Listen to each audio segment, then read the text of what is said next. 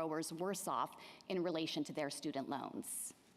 The states ask this court to deny that vital relief to millions of Americans, but they lack standing to seek that result.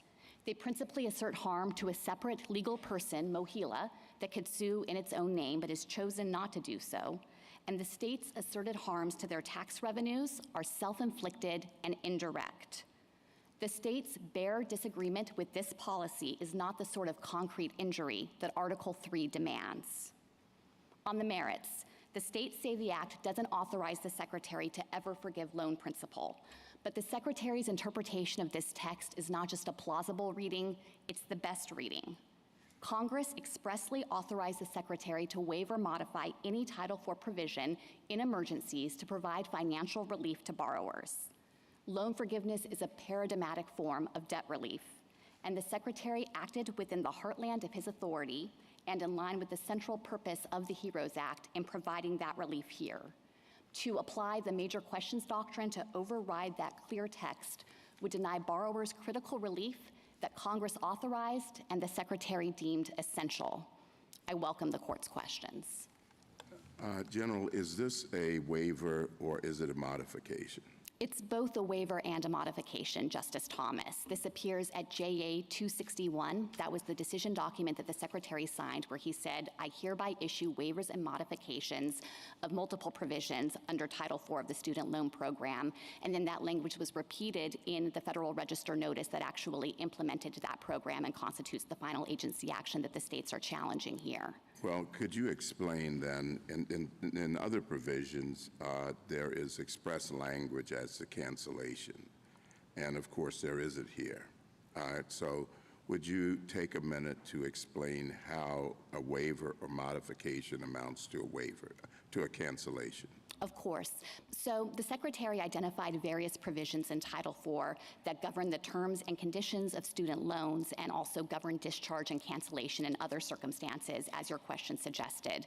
And I think the straightforward way to think about how the verbs map on to the Secretary's action is that he waived elements of those provisions that contain eligibility requirements for discharge and cancellation that are inapplicable under this program, and then modified the provisions to contain the limitations that he had announced as part and parcel of announcing this loan forgiveness.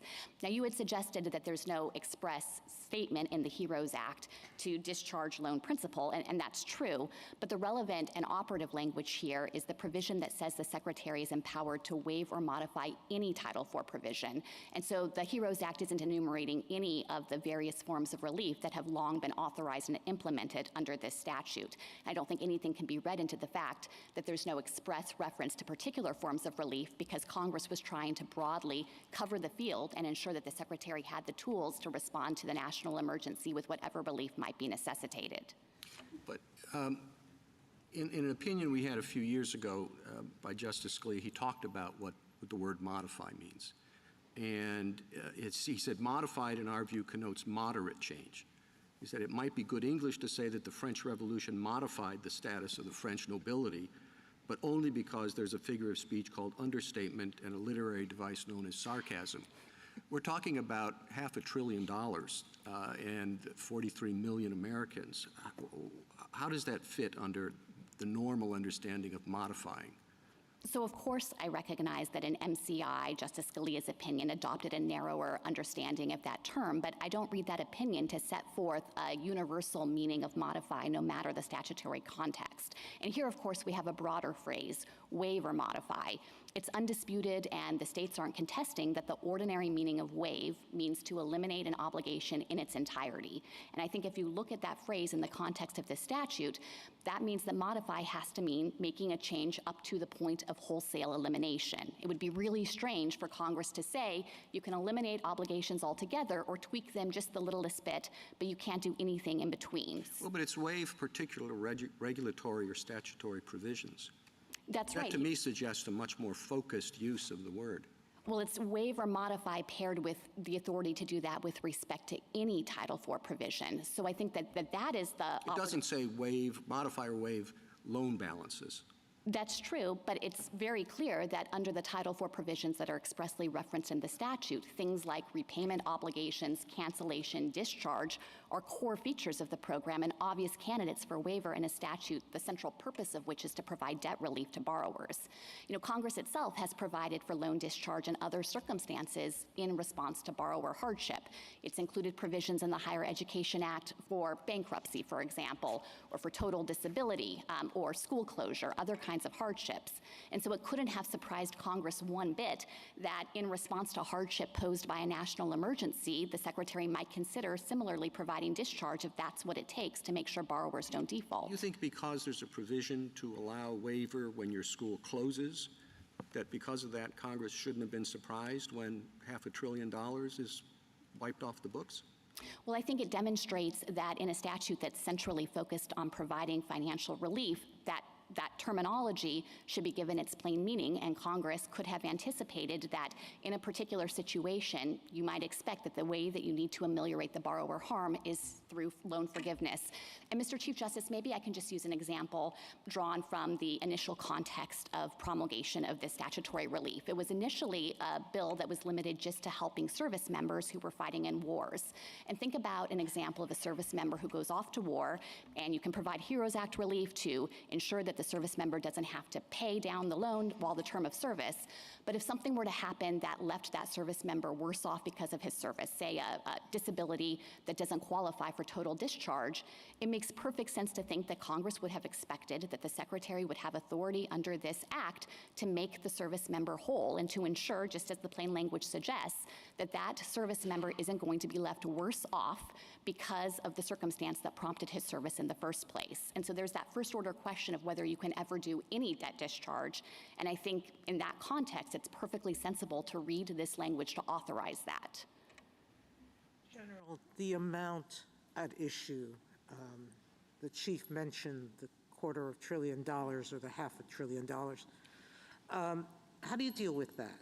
Because that seems to favor the argument that this is a major question. Yes, Justice Sotomayor. So of course we acknowledge that this is an economically significant action, but I think that that can't possibly be the sole measure for triggering application of the major questions doctrine.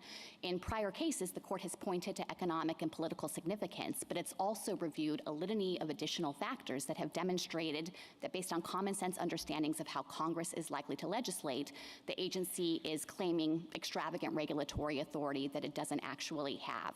And I think if the court were to just look at costs alone, it would take the major questions doctrine outside of that extraordinary case, because national policies these days frequently do involve more substantial costs or trigger political controversy.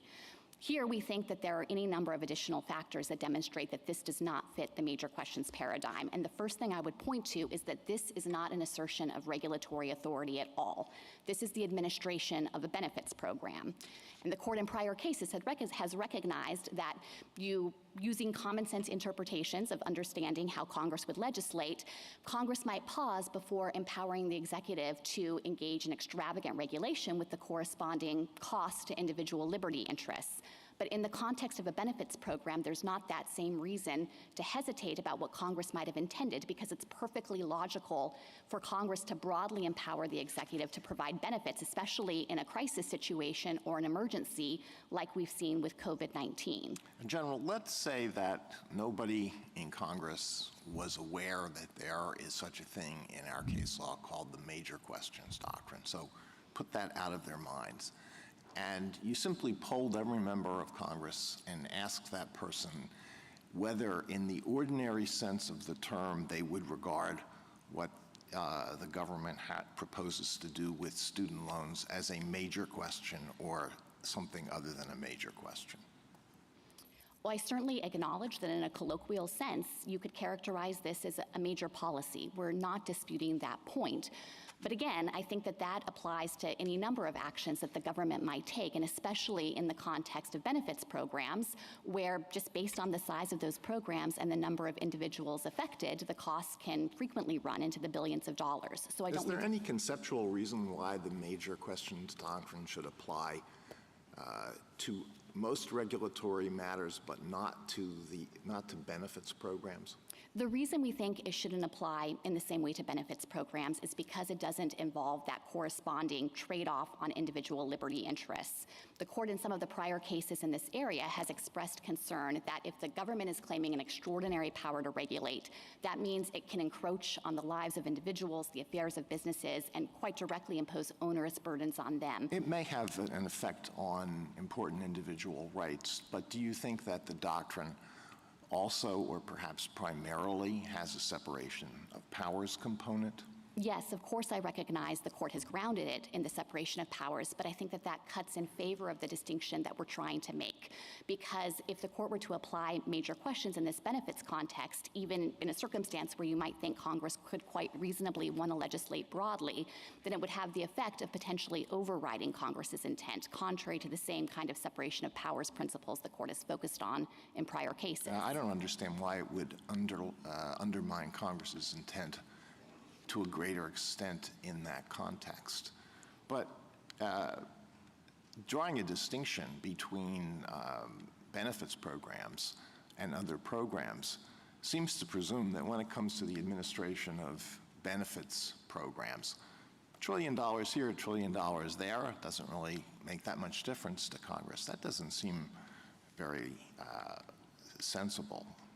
Of course, I acknowledge that there can be substantial costs associated with benefits programs, but I guess the reason I'm pressing on this distinction is because I'm trying to think through, what is Congress supposed to do when it wants to empower the executive? Isn't the question, looking at this program and looking at this question, is this the sort of thing that Congress is likely to address expressly or through a contestable interpretation of some statutory language? Well, of course, we think Congress did address this expressly here, and Congress directed that in the context of a national emergency, that is the limitation of the HEROES Act, so the Secretary can't invoke this whenever he wants. There has to be that predicate war or military operation or national emergency. In that context, in line with Congress's limitations on who can count as an affected individual by that an emergency, in line with the purposes that relief has to serve, Congress said you can waive or modify any Title IV provision in order to get relief to borrowers. And Justice Alito, I would point to the forbearance policy that's been in place for the prior 3 years, put into place right at the beginning of the pandemic by then Secretary DeVos.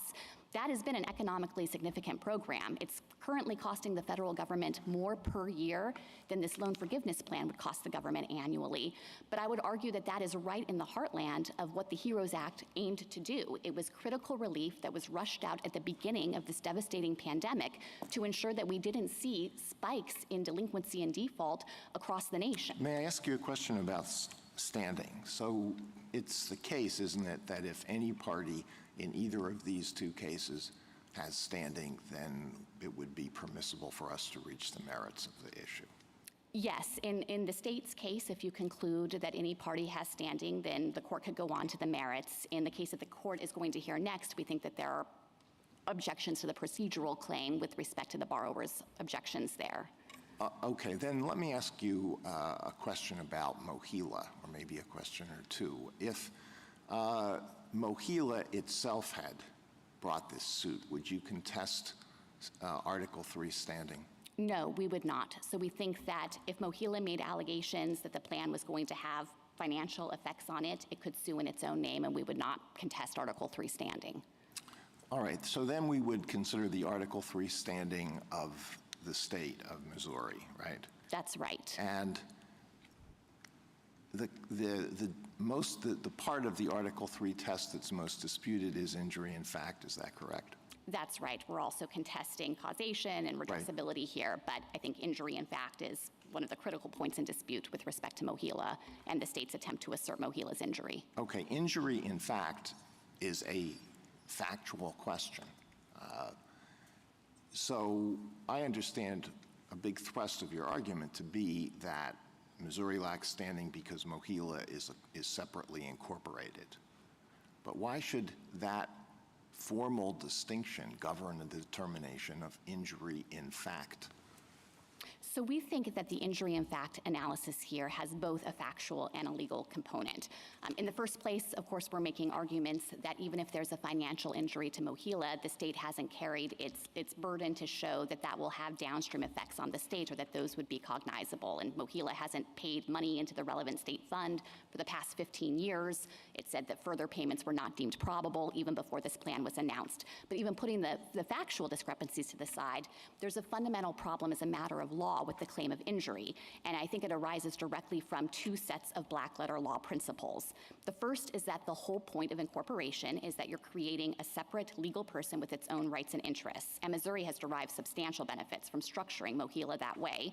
And the second is the basic Article III principle that a party has to come to court and assert her own rights and interests. Right. She can't invoke the interests of a third party. All of that is certainly true. You think that the fact that MOHELA is incorporated is the end of the day. That's enough to defeat standing. We think, as a matter of first principles, yes, that this court has several times emphasized that when you have a separately incorporated instrumentality like that, the corporate separateness should be respected, and that serves What about important. LeBron and Amtrak? So those are doctrines not focused on Article III standing, of course, but instead are testing for other things. In LeBron, that was a state action case, and the court's reasoning was that you shouldn't be able to parcel out governmental functions to an instrumentality and thereby evade the strictures of the Constitution. Well, have we ever decided a case that presents what you see as the issue here, or what the parties see as the issue, as one of the issues, which is whether, for Article III standing purposes, an entity is part of a state?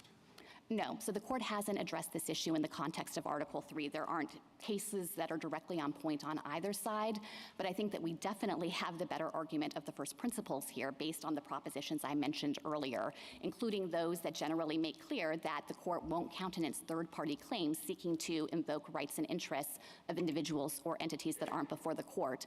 And I think it would be particularly anomalous to recognize some kind of exception to those principles here for two reasons. No, but the question would be whether MOHELA is part of the state of Missouri for present purposes. And where we're considering injury in fact, why should the test turn solely, or why should the lack of corporate status be a necessary element? Why shouldn't the test be something more like whether the relationship between this entity and the state of Missouri is such that an injury to MOHELA will necessarily or presumptively be an injury to the state? And if that's the case, doesn't that all point to the reasons for setting up MOHELA as a very relevant factor, and the degree of state control, the degree of the governor's control over MOHELA as a very important factor? I don't think that those factors should count as important in the analysis. And to the extent the court is inclined to broaden out the analysis beyond the principles I've articulated about corporate separateness, I think the most critical fact would be whether there's financial entanglement and whether Missouri has itself decided to blur those lines for purposes of making it responsible for MOHELA's own liabilities. And in fact, isn't that really, as you say, the most important thing if economic injury is the point? Yes. I had understood that the injury that was being asserted here was an economic injury, but if we look at MOHELA and we see that its financial interests are totally disentangled from the state, it stands alone, it's incorporated separately, the state is not liable for anything that happens to MOHELA, I don't know how that could possibly be a reason to say that an injury to MOHELA should count as an injury to the state. Yes, we agree exactly with that analysis, and it's important to think about the benefits that Missouri has obtained from structuring MOHELA that way. This is not the first lawsuit that MOHELA has been involved in. Actually, MOHELA is not involved in this particular suit, but in prior suits, when MOHELA has been sued, the state's been entirely absent because state law makes clear that Missouri cannot be on the hook for MOHELA's liabilities. It creates a wall of separation financially between the two entities, and Missouri gets a lot of benefit from that. And so if MOHELA is being injured as a result of the plan, or at least if that's the allegation, MOHELA has the ability to defend itself and its interests, correct? Exactly. It's a separate legal person. It has the right to sue or be sued in its own name. There is nothing that stands in the way of MOHELA asserting these interests if it's experiencing financial harm, and there's no principle that would support allowing Missouri now to interfere with the separation it itself has created just because it doesn't like the policy. Would we be breaking new ground then if on this basis we found standing? Yes, I'm not aware of any case that would support standing on this basis. Well, would we be breaking new ground if we found that there was standing? Since we've never been presented, as you admitted earlier, with a case that presents precisely the issue that's here. It's true that it's a new fact pattern, but I think that the court would be breaking new ground with respect to the general principles that it's asserted in third-party standing contexts. There, for example, one of the critical facts the court has highlighted is whether there's some impediment that would prevent the party whose rights and interests are implicated from pursuing its own claim. There is nothing like that here, and the court has never recognized a doctrine of third-party standing on facts like these. Do you have any understanding about why Mohila isn't here?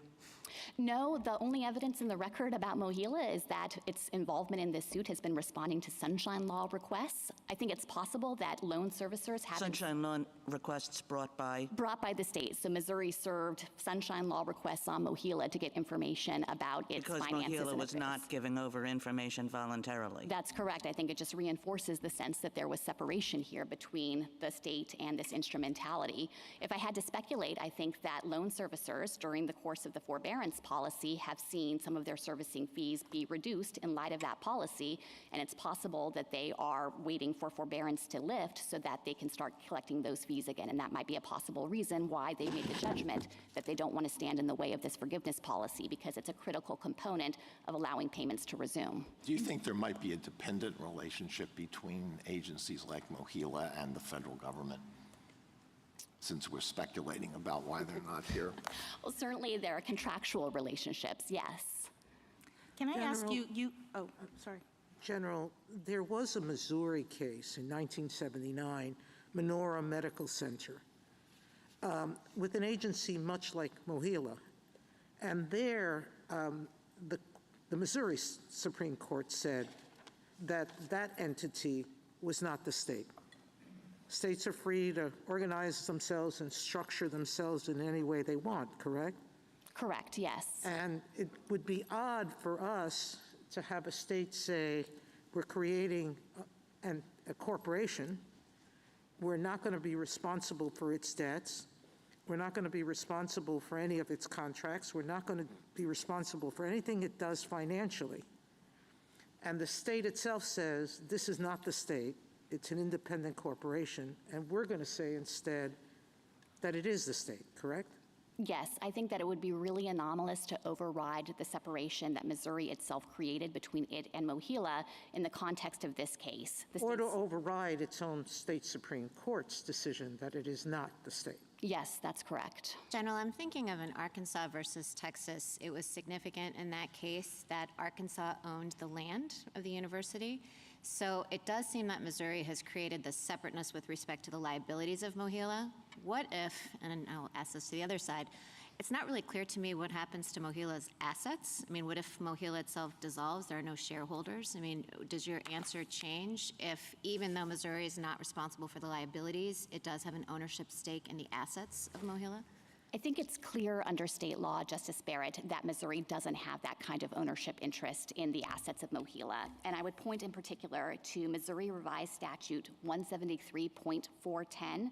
This is the provision that makes clear that Missouri cannot take the assets of Mohila and appropriate them. They don't go into the general treasury. It makes clear instead that those assets are under Mohila's exclusive control. So I think as a matter of state law here, we don't have anything like the Arkansas case that you just referenced. And as well, the flip side of that is the provision of state law that likewise says Missouri is not going to be liable for any agreements or obligations or liability of Mohila. So that if Mohila goes out there in the world and harms someone, the state's not on the hook for the damage. And that's another distinction from the Arkansas case where under state law there, it was clear that a suit against the instrumentality was a suit against the state itself. Would you have the same position with respect to federal corporations? Like, what about the FDIC or organizations like that? What if the agency didn't want to sue? Could the United States sue to protect the federal government's interests if the corporate identity was separate, like here? No, I think that our principles would apply with respect to our own instrumentalities. We could, of course, sue to protect distinct rights and interests of the United States. And so respondents have cited some cases, for example, where an instrumentality entered into a contract on behalf of the United States in the name of the United States as its agent, and we had a contract right that we could enforce in our own name. Or there was another case that involved a statutory right in the tax context to offset, and the United States was permitted to sue on that basis because it had its own rights and interests. But we've never done what the states are doing here, and in the absence of any underlying contract right or statutory right or trust right, just asserted this all-purpose ability to blur the distinction between the sovereign and instrumentalities when they're separately incorporated in this way. Thank you. Thank you, General. I just have a question on the major questions doctrine, and I wanted just a little bit background for why I want to get your views on how it applies. You're arguing here that no notice and comment proceeding was required before the action taken on the $500 billion of loans, and that because of your view that the president can act unilaterally, that there was no role for Congress to play in this either. And at least in this case, given your view of standing, there's no role for us to play in this either. Now, we take very seriously the idea of separation of powers, and that powers should be divided to prevent its abuse, and there are many procedural niceties that have to be followed for the same purpose. The case reminds me of the one we had a few years ago under a different administration, where the administration tried, acting on its own, to cancel the Dreamers program, and we blocked that effort. And I just wonder, given the posture of the case and given our historic concern about separation of powers, you would recognize at least that this is a case that presents extraordinarily serious, important issues about the role of Congress and about the role that we should exercise in scrutinizing that? Significant enough that the major questions doctrine ought to be considered implicated? Well, Mr. Chief Justice, let me try to respond to the concerns about both the role for the judiciary and the role for Congress here. We are not suggesting that there's no role for the judiciary to play. It's that these plaintiffs are not proper plaintiffs in this case. Of course, the court is bound by Article 3, and as I acknowledged to Justice Alito, we think that loan servicers, for example, would have standing to challenge this plan. But the fact that the loan servicers haven't yet challenged to date doesn't provide a basis to overlook those fundamental Article 3 requirements and distort the meaning of how this court has previously articulated standing principles in a circumstance where the states can't otherwise demonstrate their standing to sue. With respect to the role for Congress, I think what's clear is, of course, we're recognizing that Congress could take additional action if it disapproves this plan. In fact, there were bills introduced to alter the text of the HEROES Act to specifically provide that the Secretary can't authorize loan discharge. Those bills didn't pass, but that's one role Congress can play. I think, though, that if the court is focused on trying to ensure that Congress's role in this process is respected, that just argues in favor of reading this text in line with what the plain language suggests. You know, these are not words of limitation in the actual assertion of authority here. Waive or modify any Title IV provision. The states want this court to say Congress really only meant waive or modify some of the provisions, not all of them, not the central provisions that govern repayment and cancellation, when those would have been obvious candidates for waiver or modification in a loan discharge program. And if the court overrides that clear HEROES Act language here, I think that it could only thwart Congress's in a national emergency situation. Well, whether Congress acted or not was a factor that we considered in the major questions doctrine, and the way we considered it is whether or not the issue that was before the court is something that had been seriously considered and debated and was a matter of political controversy before Congress. That certainly is the case here, right? That's right. We're not disputing that this is a politically significant action. But if you're well, focused... not just a politically significant action, but one that has the attention of Congress. The fact that it hasn't acted under the major questions doctrine, but has considered the matter, we cited as support for the notion that maybe it should be one for Congress. If you're talking about this in the abstract, I think most casual observers would say if you're going to give up that much amount of money, if you're going to affect the obligations of that many Americans on a subject that's of great controversy, they would think that's something for Congress to act on. And if they haven't acted on it, then maybe that's a good lesson to say for the president or the administrative bureaucracy that maybe that's not something they should undertake on their own. Well, let me react to that in a couple of different ways, Mr. Chief Justice. First is to emphasize that the unenacted legislation that the states are pointing to here did not mirror the particulars of this plan. So I don't think it would be right to say that Congress has specifically focused on this plan and disapproved it. And if the court were to go down that road, I'd point again to the fact that there's legislative inaction on the other side of not amending the HEROES Act. But I would think that the court, as it usually does, would place more focus on enacted legislation. And here, during the pandemic, Congress enacted a provision of the American Rescue Plan that specifically anticipated and sought to facilitate a program of loan discharge by providing that it wouldn't be subject to federal taxation from 2021 to 2025. So I think that that congressional action actually carries more weight in the analysis. Thank you. Justice Thomas, anything further? Just briefly, there's some discussion in the briefs that going past with this provision or that modification or waiver, that this is in effect a cancellation of a debt. That's really what we're talking about. And that as a cancellation of $400 billion in debt, in effect, this is a grant of $400 billion. And it runs headlong into Congress's appropriations authority. And I'd like to give you some time to respond to that. Sure, and so first I want to take on the argument that some amici have made in this case about implicating appropriations authority. Of course, implementing this program doesn't require that any money be drawn from the Treasury, and so I don't think that it strictly raises an appropriations issue, which is why I think the states aren't raising that argument here. And to the extent that the concern is about the Secretary taking action in a way that Congress didn't authorize, it seems to me that it just collapses back into the central interpretive question in this case, which is, does the HEROES Act authorize the Secretary's action or not? With respect to the concern you raised that the effect of loan forgiveness here will result in cancellation of a measure of debt for the affected borrowers, of course that's true, but I don't think that that is materially different from the kind of effects you can see from other types of authority that's long been exercised under the HEROES Act. You know, take the forbearance policy that I've mentioned. This has been powerful relief for for student loan borrowers while it's been in place with respect to their debt. And it's had, kind of permanent financial effects on the government, over $150 billion over the course of that forbearance program by the end of it. But it's been absolutely critical relief, and it's provided that kind of help to the student loan borrowers as well, who haven't had to make those interest payments or any payments on their loans while it's been in place. And that too can have the kind of consequence of resulting in cancellation of principal during the period of forbearance.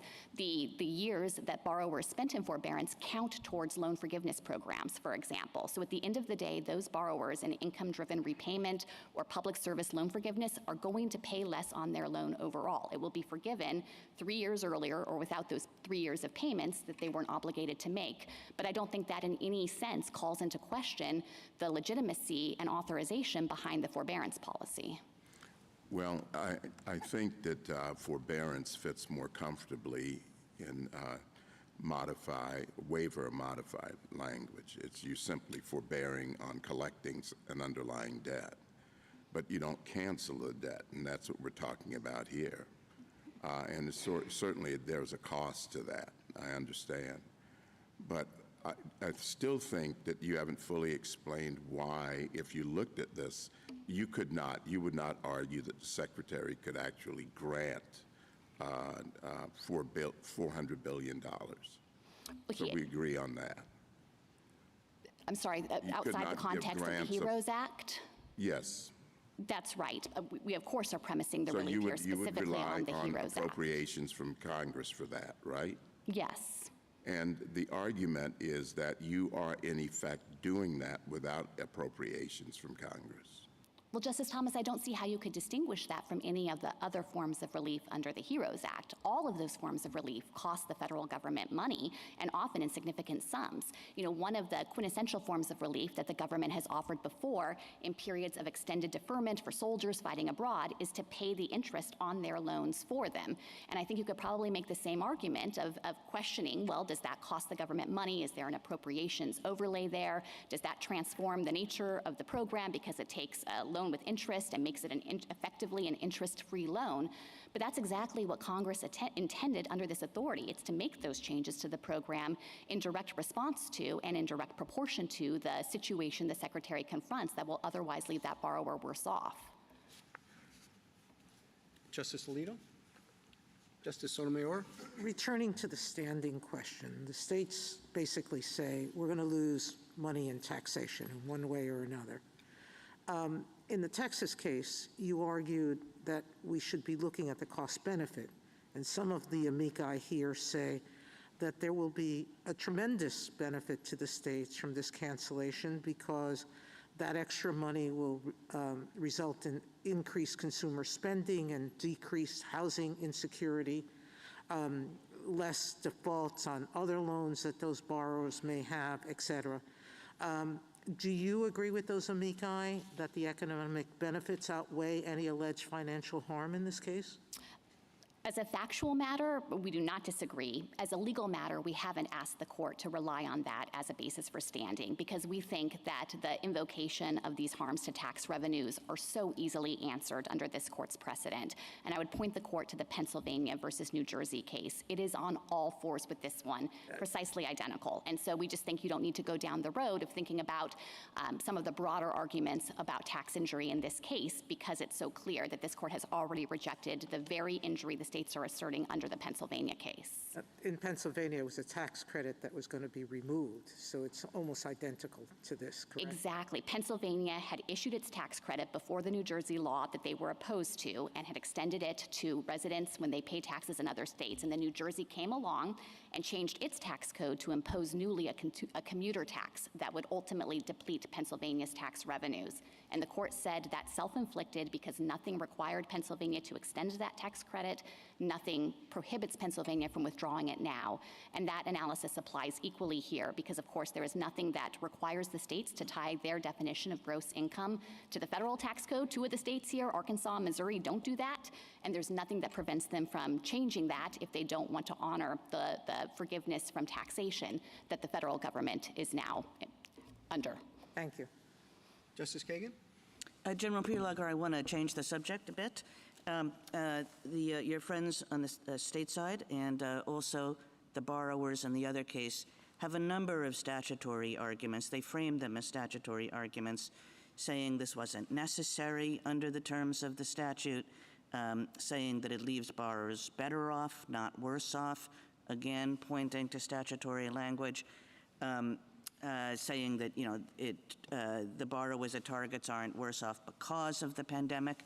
Now, I'm not sure that I understand really those arguments as statutory arguments as much as I understand them as arbitrary and capricious arguments, that essentially they are saying that the Secretary just did not say the right things, did not make the right findings, did not properly justify what he did here, that there's no sense in which we read this memorandum and we come away thinking, oh yes, these harms were caused by the pandemic and there's a basis for this action and a sufficient basis for this action. So I wanted to give you a chance to talk about that. It's essentially the tie to the pandemic of the sort of harms that the Secretary said made relief appropriate.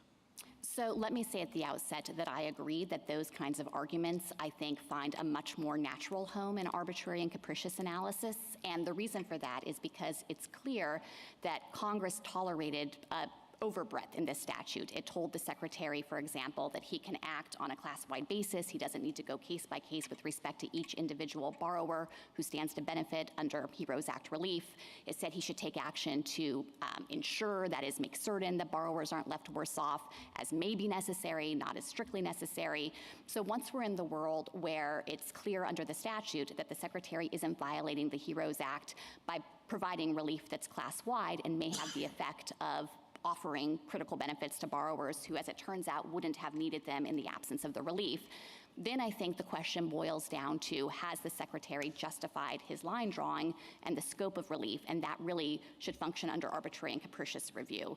And here, I think with respect to all of the state's arguments, they lack merit when you look at the Secretary's explanation for why this relief, in his judgment, was necessary. He documented the substantial economic impacts of the COVID pandemic across the entire country that's already necessitated unprecedented levels of aid that we've never seen before, $5 trillion in other pandemic relief efforts, this forbearance policy under the HEROES Act that the department had never put into place before. So he documented those financial effects the pandemic has had on borrowers. And then he explained, using data that he examined, that huge swaths, substantial percentages of borrowers were going to be at serious risk of default and delinquency or inability to pay their loans once forbearance ends.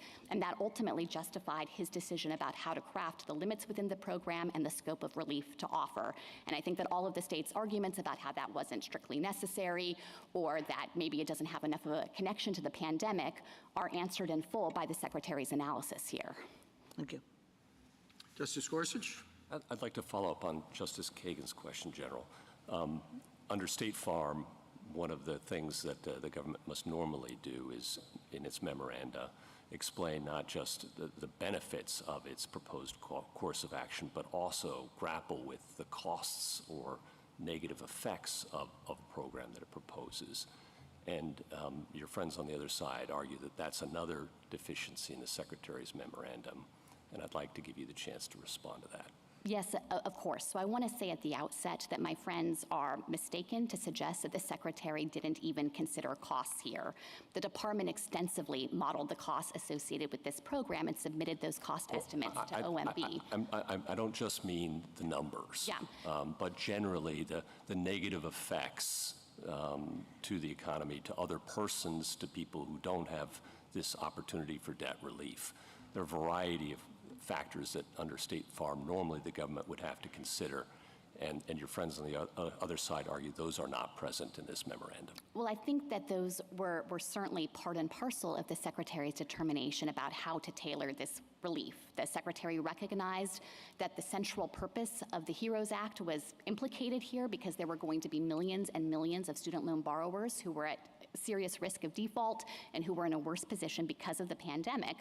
But then he decided to tailor the plan to look at those particular risks and decide on the scope of relief to offer those borrowers. And of course, the costs associated with that are the flip side of providing HEROES Act relief in any circumstance. There are always going to be the cost to the government of offering that benefit to borrowers. Again, but it's not just the cost to the government. I'm sorry to interrupt, but what I think they argue that is missing is cost to other persons in terms of fairness, for example, people who've paid their loans, people who don't have planned their lives around not seeking loans, and people who are not eligible for loans in the first place, and that $500 billion is being diverted to one group of favored persons over others. I think that's the nature of their argument, in addition to, as you point out, the cost to the fisc. And I didn't see anything in the memorandum that dealt with those kinds of questions. And if there is something, I'd be appreciative if you could point me to it. No, there's not, but that's because I think that those kinds of arguments are inconsistent with the statutory scheme that Congress set up here. Congress already made the judgment that in the context of a national emergency, you should be able to provide borrowers with this kind of relief to serve this purpose. And so I think for the states to suggest that it's incumbent on the Secretary to say, actually, I'm not going to do that, even though Congress wanted me to ensure that borrowers won't be left worse off, is just at war with the whole statutory purpose. I appreciate that. Congress has given the executive branch a lot of emergency authority, and I think your argument rests on that. But it also requires generally the president to specify the provisions of law under which he proposes that he or others will act. That's 50 U.S.C. 1631, I think. My notes are right. And I'm just wondering, did that happen here? Yes, it did. So the COVID-19 emergency, the specific provisions that he invoked were part of the Social Security Act and HHS's authority to target the spread of disease. I can't give you the exact citation here, but that determination was made. Did he indicate anything under the HEROES Act or the Department of Education that's acting in this case? No, but I think that it's clear that the HEROES Act is linked to the declaration of the national emergency, not the other way around. Okay. And then finally, on standing, in the New York census case, the majority of this court held that the failure to count an individual, potential failure to count an individual, undercount the census, would have potential effects to the state of New York in terms of the benefits it might later receive. That kind of knock-on effect was sufficient to constitute standing in that case. And I'd just like to get your thoughts on how you'd have us distinguish that. Sure. So in that case, of course, the court was looking at a census count that was going to plug in directly to the amount of federal funding that the state would receive. And I think that, in the kind of terminology that we've been using and thinking about this issue with, that was a direct effect, that effectively the action would, by virtue of determining federal funding for the state, in that way operate directly on the state or at least determine its rights and interests. And here, there's not the same kind of direct effect. Of course, as I've already mentioned to Justice Sotomayor, we think that this is a self-inflicted injury to begin with, so the court doesn't need to get into those issues. But even if it does, here, the kind of downstream effects on tax revenues bring this case within Florida versus Mellon as the closest analog and not Department of Commerce. Thank you. Justice Kavanaugh? I'd like to pick up on the Chief Justice's and Justice Thomas's questions on statutory text and then our precedent. I think you said earlier what was Congress in 2003 supposed to do in terms of advance authorization, but of course they could have in 2003 referred to loan cancellation and loan forgiveness, and those are not in the statutory text. So then that leaves us with a situation that I think we've seen before, an old statute with general language, Congress specifically considering the present issue repeatedly, but not, as you acknowledged, passing legislation that would authorize the specific action. And then in the wake of Congress not authorizing the action, the executive nonetheless doing a massive new program. And that seems problematic under, going back to the benzene case, the Brown and Williamson, UARG, the line of cases. So why does this case not fit into that formula that we've seen before in prior cases? So there was a lot packed in there, and I want to be careful and try to respond to each of the considerations you raised, because I think actually down the line, this case is a far cry from those prior situations the court has confronted. You mentioned the idea of taking an old statute with, general language or cryptic language and pressing it into service. I don't think that that is a fair characterization of this use of the HEROES Act. The whole point of this statute, its central mission and function, is to ensure that in the face of a national emergency that is causing financial harm to borrowers, the Secretary can do something. He can alter the student loan program to ensure that they're not worse off. So there's not the same mismatch here of taking an old statute and dusting it off and deploying it in a context where Congress could never have imagined it would be used before. Instead, this is a perfect fit with the problem that the Secretary confronted. You also suggested that there would have been a clearer way for Congress to formulate this language, that there's no express reference here. But I think that that doesn't carry a lot of significance in this context because, of course, Congress didn't enumerate any of the possible forms of relief under the HEROES Act. It says that the Secretary can consider waiving or modifying all Title IV provisions. And certainly, if there was an enumerated list, you might be able to draw inferences from that. But here, I think the opposite inference applies, that Congress wanted to cover the waterfront and ensure in advance that the Secretary had the tools, depending on whatever situation he confronted, to make sure that student loan borrowers weren't going to be left worse off. You mentioned the congressional inaction, and I think that it's true that I acknowledge that demonstrates that this is a politically significant issue. We have never contested that point. But there again, as I mentioned to the Chief Justice, we have inaction on both sides. Congress has not amended the HEROES Act and instead enacted the provision of the American Rescue Plan that anticipated this program in particular and facilitated it by ensuring that those discharges would not be subject to federal taxation. And then the other thing I would add, you did not put this in, but if you'll indulge me, this is not a situation where the Secretary is acting outside the heartland of his authority. In some of the cases that you've mentioned, you have concerns that the agency is acting outside the core of its domain, the CDC inserting itself in the landlord-tenant relationship, for example. But that's not what we have here. This is the student loan program. That falls within the wheelhouse of the Secretary of Education. He exercises comprehensive authority over that program. These are federal loans between the federal government and student loan borrowers. So this is a situation where the Secretary is really acting within the core of his expertise and his authority.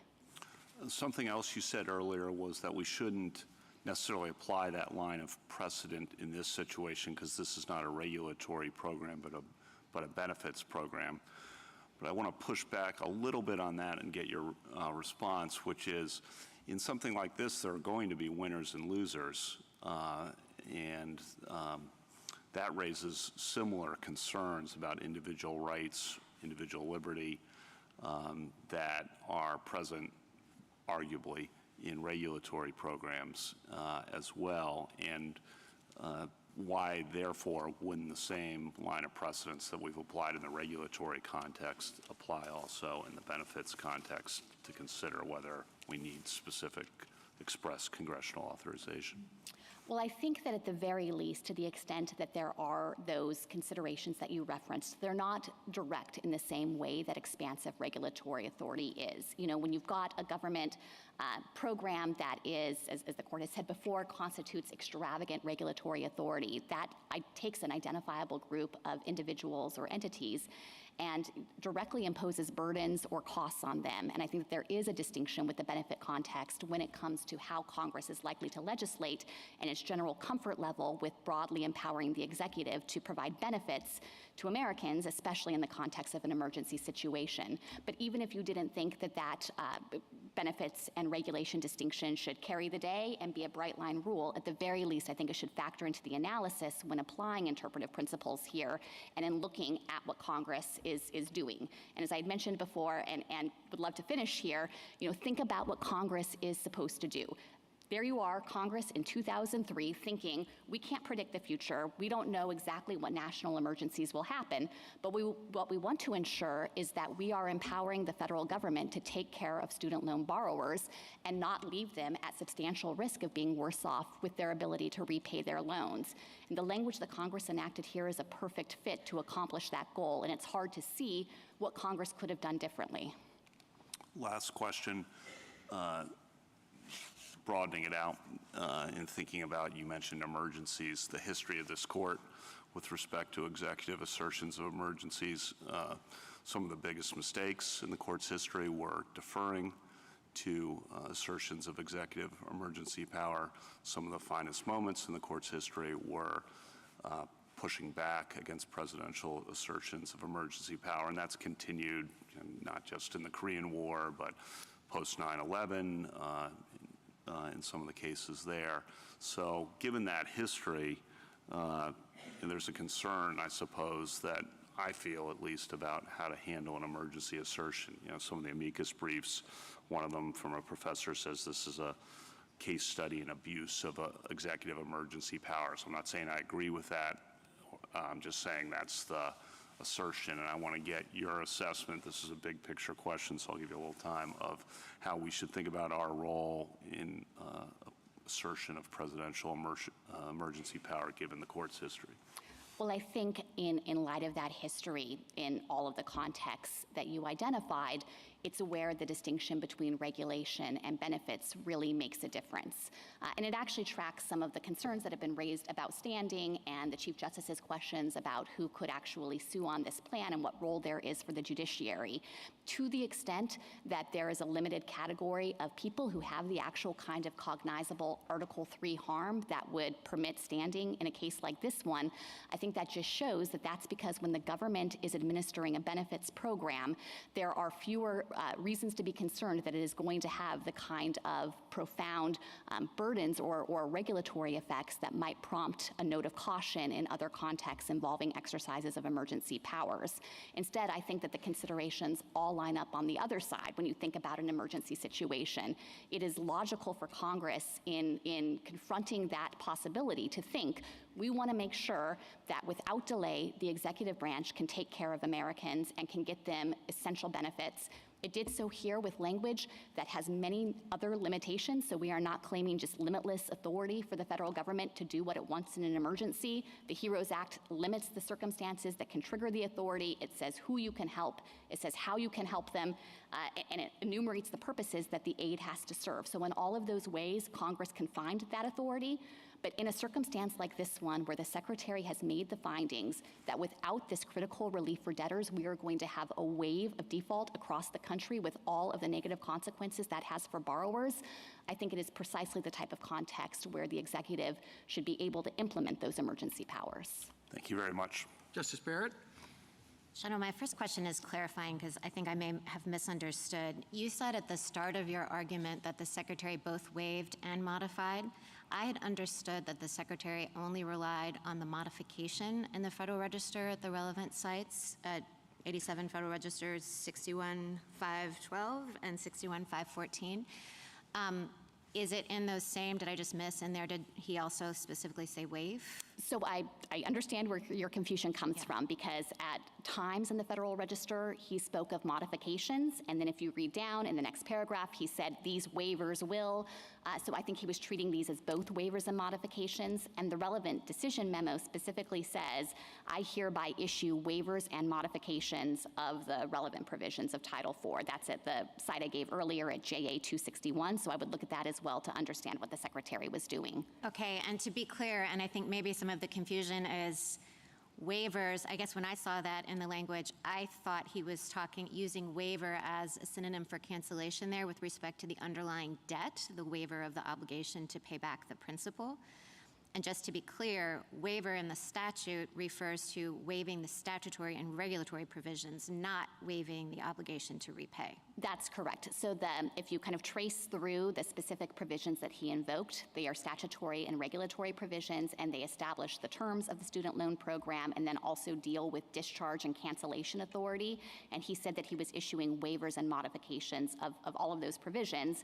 And I think the right way to conceptualize this is that he was waiving the elements of the discharge and cancellation provisions that are inapplicable in this program that would limit eligibility to other contexts, and then modifying the provisions to bring it in line with this program and the student loan borrowers who are eligible for relief. So kind of like if you think of it as red penciling, both deleting and then adding back in, waiving, and then putting his own requirements in? That's right. And the states have suggested there was something improper about adding the requirements in, but the HEROES Act directs him to do this. That subsection B2 specifically says he has to publish the terms and conditions for the loan program that are going to apply in lieu of the waived and modified provisions. So there's nothing improper about the Secretary delineating how those waivers and modifications were going to operate. Okay, next question is also a clarification because I want to be sure I understand your position on LeBron and the overlap potentially between when we're thinking about, are you acting as an arm of the government for purposes of, say, like in the Amtrak sense, are you bound by the First Amendment?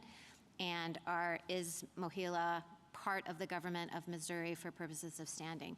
So could MOHELA, say, deny loans to people on the basis of their race or their religion? Would the First Amendment bind MOHELA? I think the MOHELA likely would qualify as a state actor under the LeBron test, but I don't think that the LeBron test should in any way be controlling for Article III standing purposes. Well, why would that be? How can they be part of the government for purposes of the state action doctrine, but then not for purposes of standing? Either they are or they are not part of the government of Missouri, right?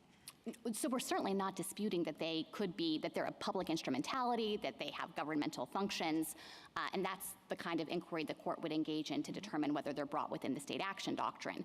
But one way to think about this is that the court, in trying to kind of analyze who's a state actor, has made clear that it would be inappropriate for a state to be able to separately incorporate an instrumentality, for example, and that way evade the strictures of the Constitution. There's kind of a good equitable reason to ensure that states can't thereby unbind themselves from the Bill of Rights with respect to fundamental rights of citizens.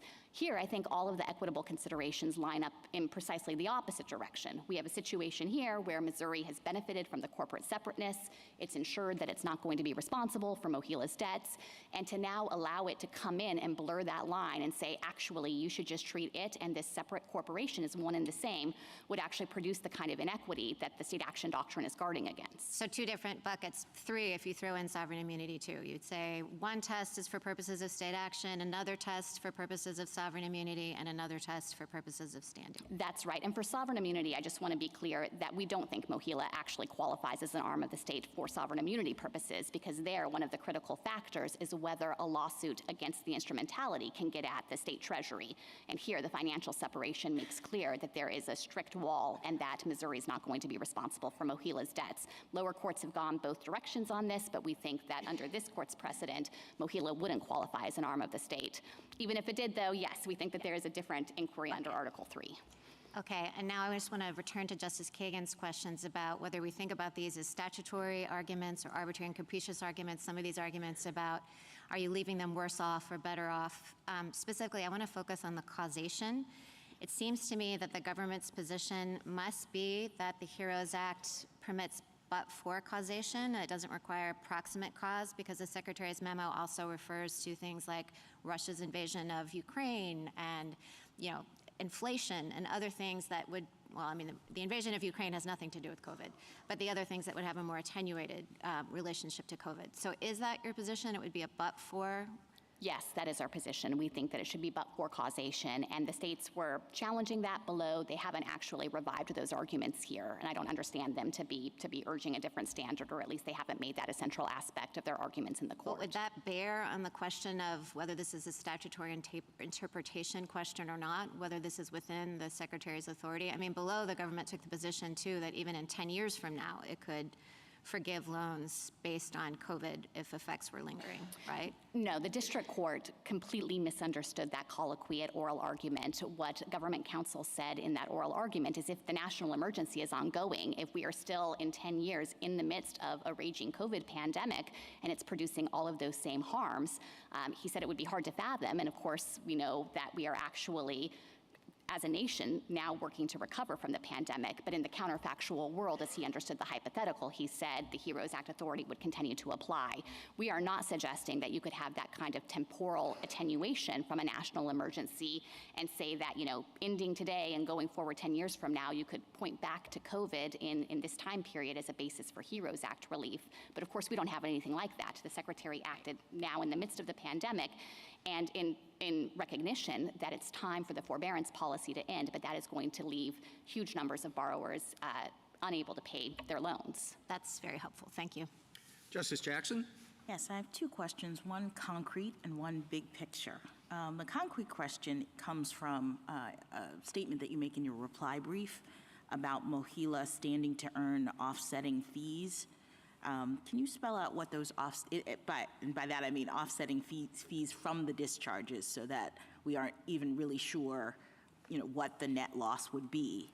Can you spell out a little bit more about those? Yes. So under the department's contracts with Mohila, Mohila receives fees for discharging accounts. And we were making the point that here, Missouri hasn't come forward with any allegations that Mohila will actually, sum total, suffer financial injury under this plan. This is all just in service of making the broader point that any financial effects downstream on the state here are attenuated and speculative.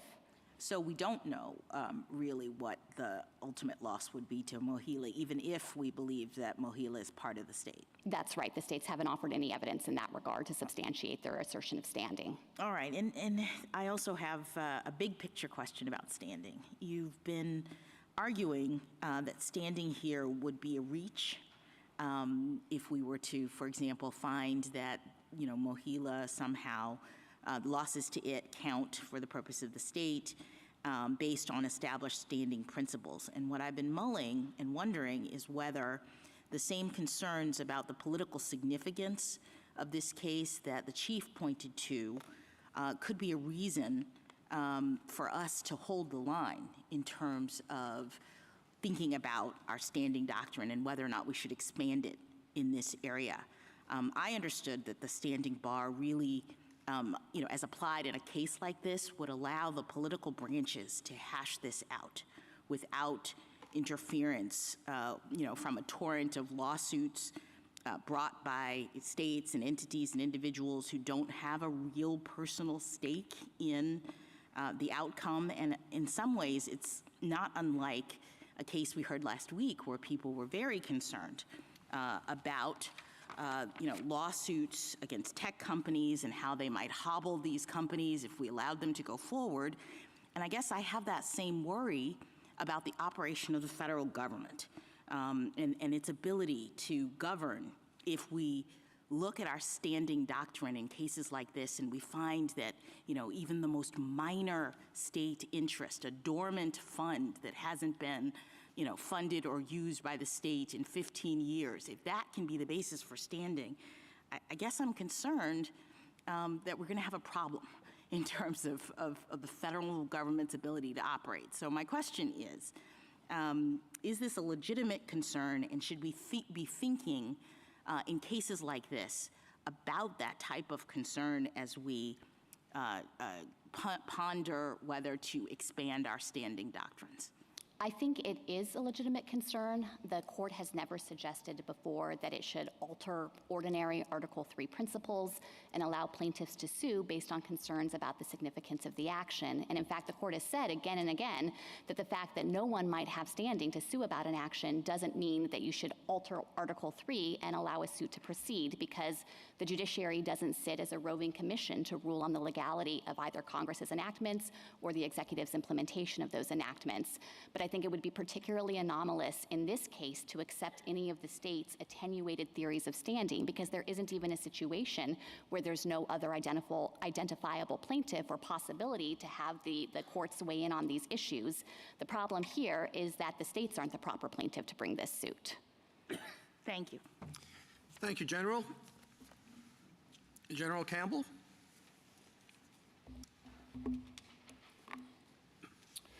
Mr. Chief Justice, and may it please the court. The Secretary is attempting to bypass Congress on one of today's most debated policy questions, student loan forgiveness. After many failed legislative efforts, the Secretary seeks to write off nearly $500 billion in loans for over 40 million borrowers. No statute authorizes this sweeping action. On standing, Missouri has the right to vindicate the harms to MOHELA. MOHELA is a state-created and state-controlled public instrumentality that performs the essential public function of providing financial aid to Missouri students. The Secretary's program threatens to cut MOHELA's operating revenue by 40%. That will directly undermine MOHELA's ability to further its critical public purposes, and the state has standing to assert those harms. On the merits, this is a major questions case. A nearly $500 billion debt cancellation program is undoubtedly a matter of vast economic and political significance. It is also unprecedented. Never before has the HEROES Act been used to forgive a single loan. In addition, the Secretary here asserts a breathtaking power to do anything that he thinks might reduce the risk of borrowers defaulting even years after a national emergency arises. He needs clear congressional authorization for such power. But he doesn't have it here because the HEROES Act does not authorize this program. The Act permits the Secretary to waive or modify existing provisions because of a national emergency.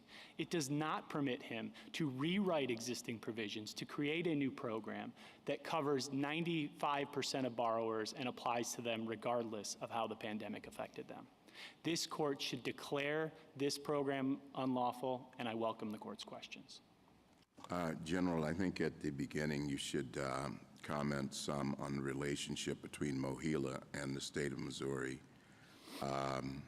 Primarily, as you've heard, the effect of this forgiveness program on MOHELA and by extension on the state of Missouri for the, at least to establish standing. Sure, Justice Thomas. To start with the effect on MOHELA. So MOHELA, approximately as of last fiscal year, 77% of its operating revenue came from servicing direct loans. The Secretary tells us that nearly half of all borrowers' loans will be discharged under this program. So it stands to reason that about half of Mohila's operating revenue from direct loans will be cut, and overall that amounts to about 40% of its operating revenue. Now, Justice Jackson asked the question about whether there are offsetting fees. It's very hard to believe, and the government doesn't offer any details in its reply brief, that a one-time payment of fees for discharging loans will offset the ongoing fee that Mohila earns from servicing those loans. But isn't that your burden? I mean, I understood the government to say that you are bringing this lawsuit and you have to establish standing. And so to the extent we're trying to assess whether or not Mohila is actually going to be injured, I don't think you can answer, but the government hasn't said something about the fees. Well, my point in bringing that up, Justice Jackson, is that the government hasn't said anything about the fees in responding to what we've already substantiated through the documents we've put in. We have put in documents indicating that this will amount to approximately a 40% loss of operating revenue for Mohila. And in response, the government referenced potential offsetting costs, which they don't quantify, and they don't show that that would significantly reduce the injury that we're anticipating. Mohila isn't here, General Crawford. Is that correct? Mohila is not here, but its interests are here. It has the ability to sue and be sued. It's been set up as an independent corporate entity with the ability to bring suits on its own. Usually we don't allow one person to step into another's shoes and say, I think that that person suffered a harm, even if the harm is very great.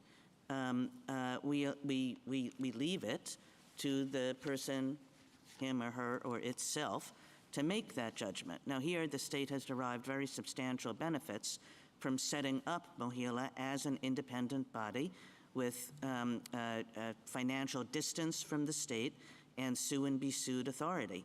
So why isn't Mohila responsible for deciding whether to bring this suit?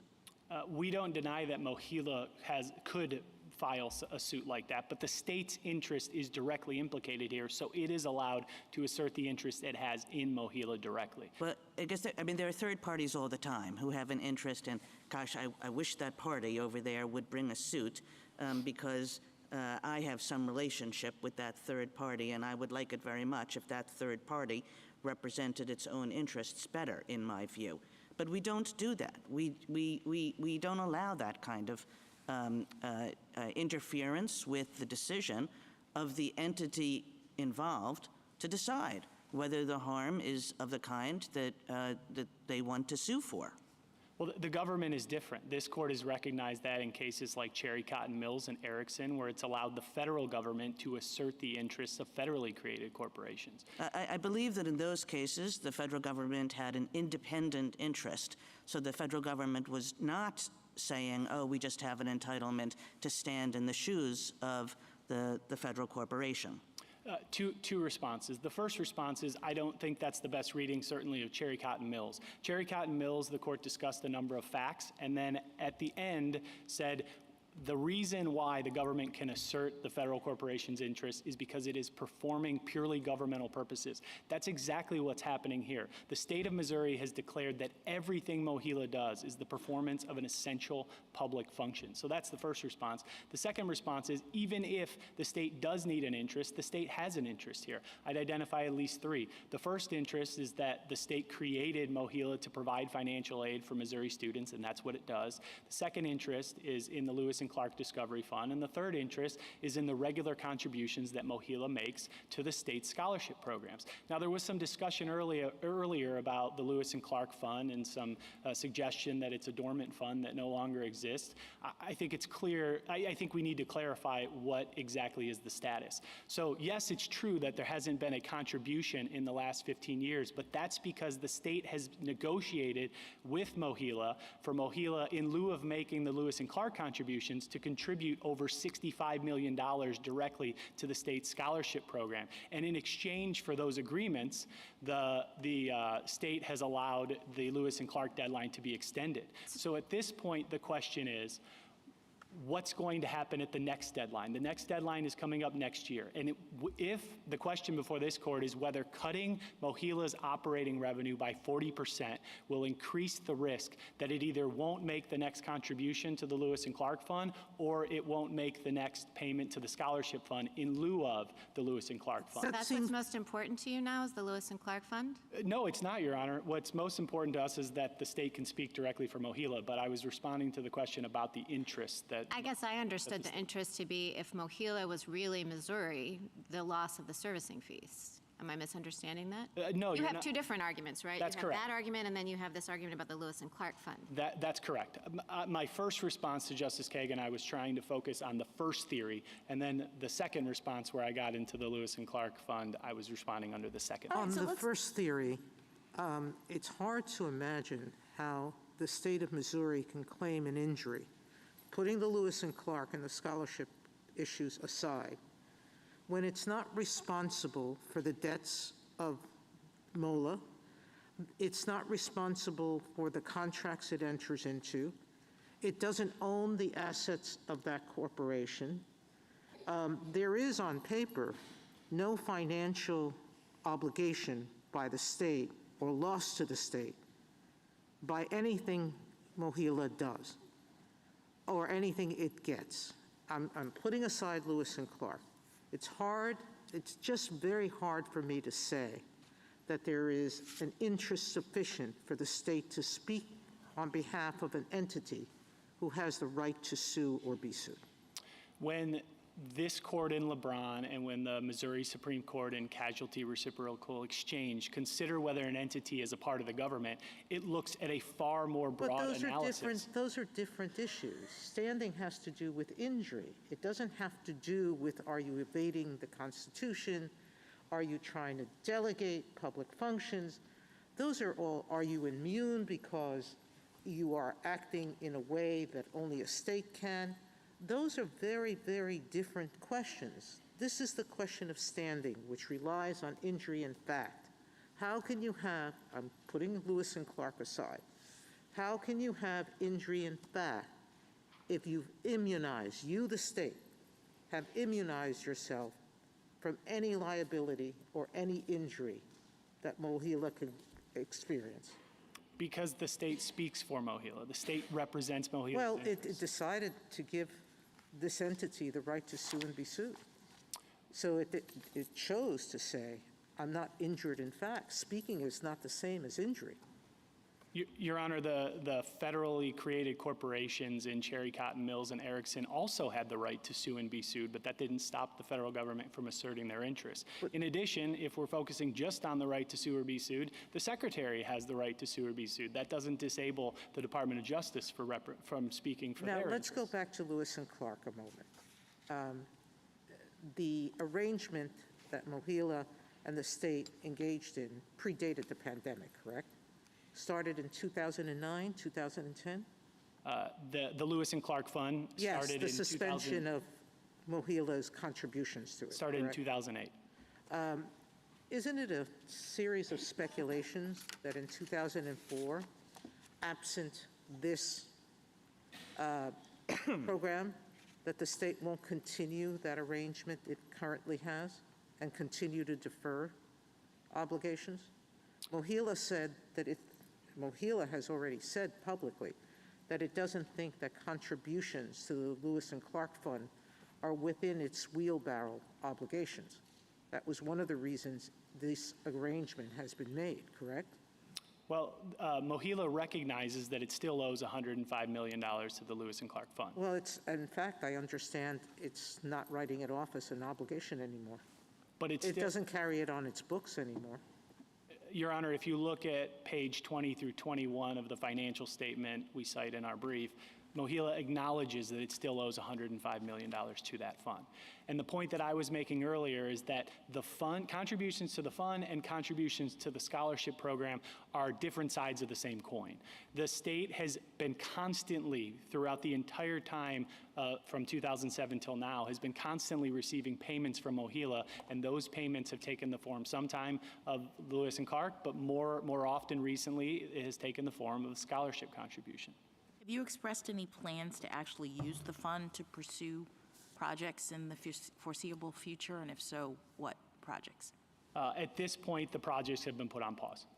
I see. So we're talking about a fund that hasn't been contributed into because the state has waived the obligation to do so for at least a temporary period of time. And then even if the funds were to go into this particular fund, you don't have a set of plans that you are planning to pursue with them. But all that requires is the legislature and the governor to move forward once the fund has been Yes, no, I understand, but we're trying to figure out the degree to which the state is injured by the money not being there. And so on the one hand, I hear Justice Sotomayor exploring with you the fact that the state has allowed the money not to be there in the recent past by saying, don't worry, you don't have to put it in there, Mohila. So that seems to be a sort of strike against the state now saying we're so injured because the money isn't there. And then we have, on top of that, your representation here that the state isn't even actively seeking or interested in the money insofar as it's decided that it's going to engage in some sort of project that we need the money for. So I'm just wondering about the speculative, attenuated nature of the harm that you're alleging on the basis of there not being, or of the risk that we won't have extra money put into this fund. Your Honor, I disagree with what you said, that the state has waived the obligation under the fund. What the state has done is it's engaged in a quid pro quo discussion with Mohila, and it has said that in exchange for $65 million in payments to the scholarship fund, it has allowed the timeline to be extended. Yes, That's I not a waiver. apologize. I'm just saying the state has not pressed Mohila to put money into the fund. Because correct, but because it has been receiving money in another fund all I along. appreciate that, but I guess I'm just still trying to understand how you can look at that fund as the basis for the injury that you're claiming with respect to this particular plan. Your Honor, because the next due date for the fund is a year from now. And you can't extend it? It can be extended, but that would be in exchange for them giving another contribution to a scholarship fund, which is further showing that there are further financial contributions. And coming the plan is not totally ridding them of any opportunity to make money, so they do have some other income, yes? Mohila? Yes. Whether Mohila has other, yes, Mohila has. All right, other. so we could believe that the income that Mohila gets from its other sources of revenue could be used to pay off in a year the amount that the state says it requires in order to put off the obligation yet again, right? I don't think, well, here's the key point in response. What Mohila says in the letter that the government filed as supplemental authority with the Eighth Circuit is that they take all available funds beyond their expenses and reasonable reserves, and they devote them to student financial aid in Missouri. So if their operating revenues are cut by 40%, we know what they do with the money at the top, the excess money. They give it to students attending school in Missouri. So if their operating revenues go down, that's the first thing that's going to go. General, I'd like to put aside the Lewis and Clark Fund for a minute, and I want to return to the direct injury argument, the Mohila is an arm of the state argument. Justice Sotomayor was pointing out, statutorily, Mohila has the right to sue and be sued. The state doesn't have responsibility for its liabilities, and the state has disclaimed any claim to the assets. Is that correct?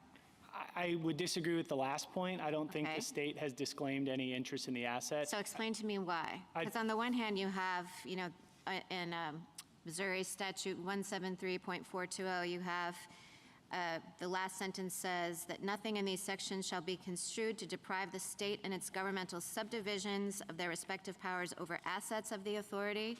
But then in the next section, 425, it says, no asset of the authority shall be considered to be part of the revenue of the state.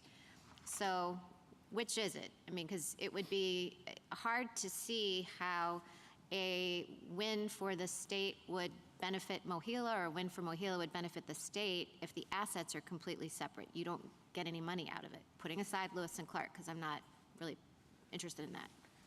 So, Your Honor, to go to the second provision you read, 425, it says no asset of the authority shall be considered to be part of the revenue of the state within the meaning of a specific state constitutional provision. So I would then say that's only for a limited purpose. The prior provision that you read, where the state has preserved its authority over Mohila's assets, shows that any residual interest in Mohila's assets belongs to the state. So we cited the reciprocal casualty exchange case in our brief that shows that the legislature could abolish an entity like Mohila, and if it did, the money would come back to the state. So the state does have the ultimate interest in the property of Mohila. If the state wanted money from Mohila right now, if the state just wanted to pull assets out, say because the state was going to make a decision to fund the Lewis and Clark Fund, does the state have the authority to do that? Acting through the legislature, it does. Okay. Acting, and I think the Lewis and Clark Fund is actually a great example of that. So the Lewis and Clark Fund wasn't created until 26 years after Mohila began its operations. And at that point, the legislature came in and said, Mohila, you have to start giving this source of funding to the state. So the legislature can come in at any time and request money. Do you want to address why Mohila is not here? Mohila is not here because the state's asserting its interests.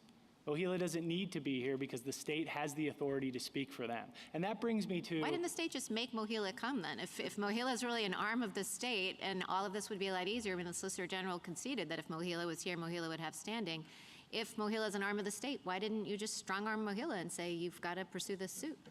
Your Honor, that's a question of state politics, but we believe as a matter of law that the state has the authority to assert its interests. Under the factors in LeBron, under the factors that the Missouri State Supreme Court recognized in casualty reciprocal exchange, if it's a state-created and state-controlled entity that performs government functions, the state can speak for it regardless. Just along the same lines, I mean, it's true that you couldn't even get documents from Mohila without filing the state equivalent of a FOIA request.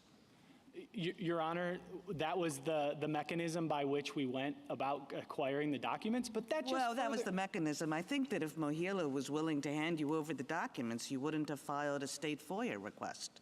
Your Honor, I think that further shows that Mohila is a state entity. They're subject to public records laws. They're subject to open meeting laws. They are a entity of the state of And Missouri. when you say acting through the legislature in response to Justice Barrett, do you mean that sort of the structure of Mohila would have to be revisited through the legislature?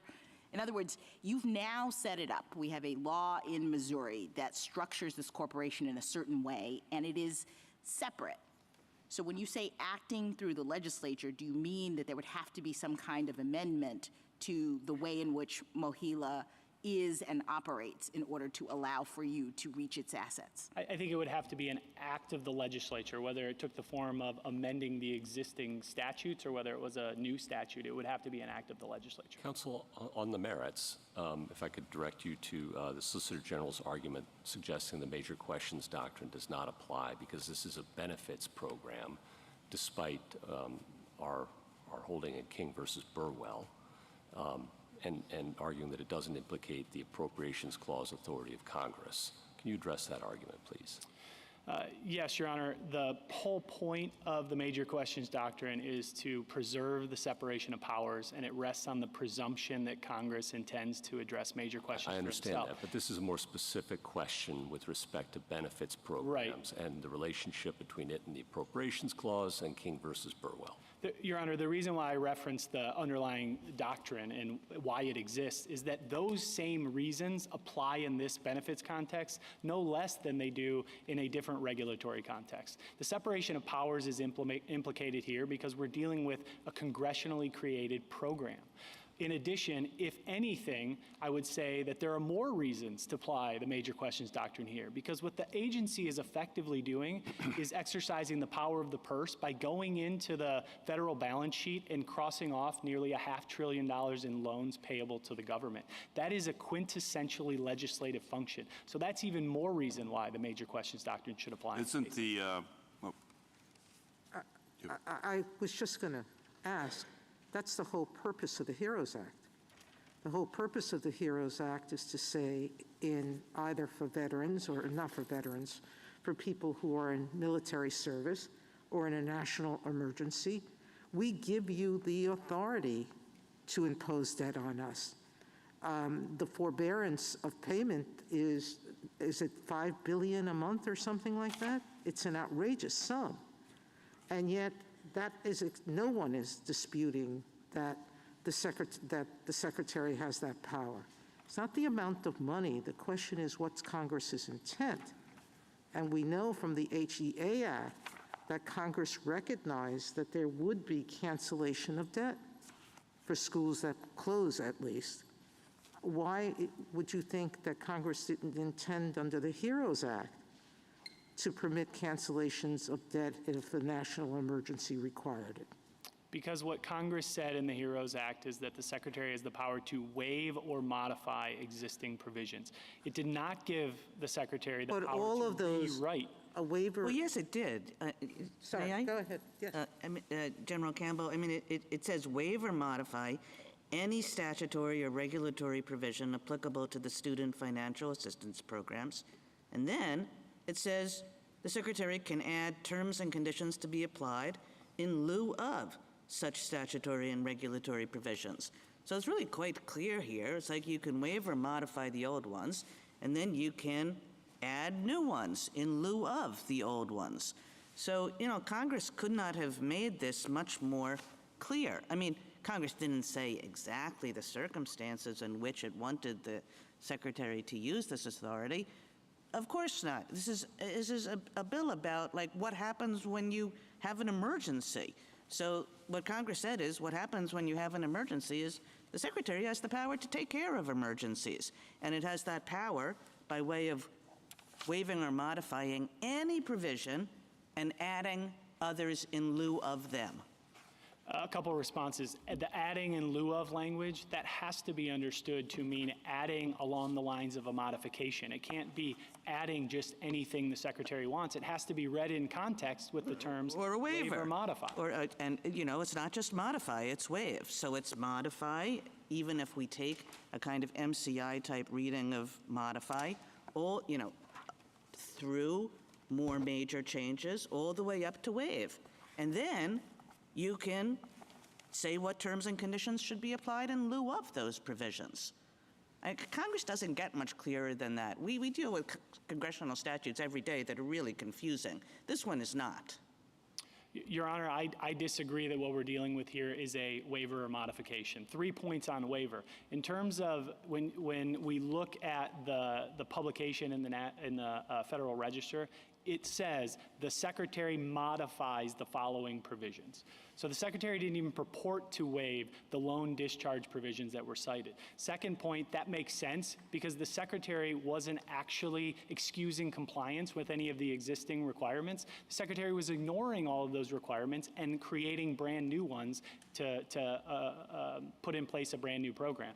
And the third point is, again, we know that there was no waiver here because affected individuals can continue to access all those existing loan discharge programs. If somebody qualifies for the public loan service program, they're able to access it right now. So there was no waiver here. All we have is an attempt to modify, but this goes far beyond a modification because it is the creation of a brand new program that goes far beyond what Congress intended. In fact, if Congress— Do you think that there is an ability to modify provisions respecting discharge? So, is there any ability? Because there are these particular discharge provisions, right? And it has to do with death and with when your school closes and so forth. So suppose the Secretary says, that's not enough, I want to do some more. Your Honor, I think there's a good example where the Secretary's done it in the past that was acceptable. So in 2003, the Secretary used the power under the HEROES Act to modify an existing requirement to access student loan, and it was under one of those profession-based programs where if you work for a teacher for a certain amount of years, you can get into the program. So let me give you an example. Suppose like there's an earthquake. We'll use an earthquake instead of a pandemic, and the Secretary says this isn't enough. People are really being hurt by this.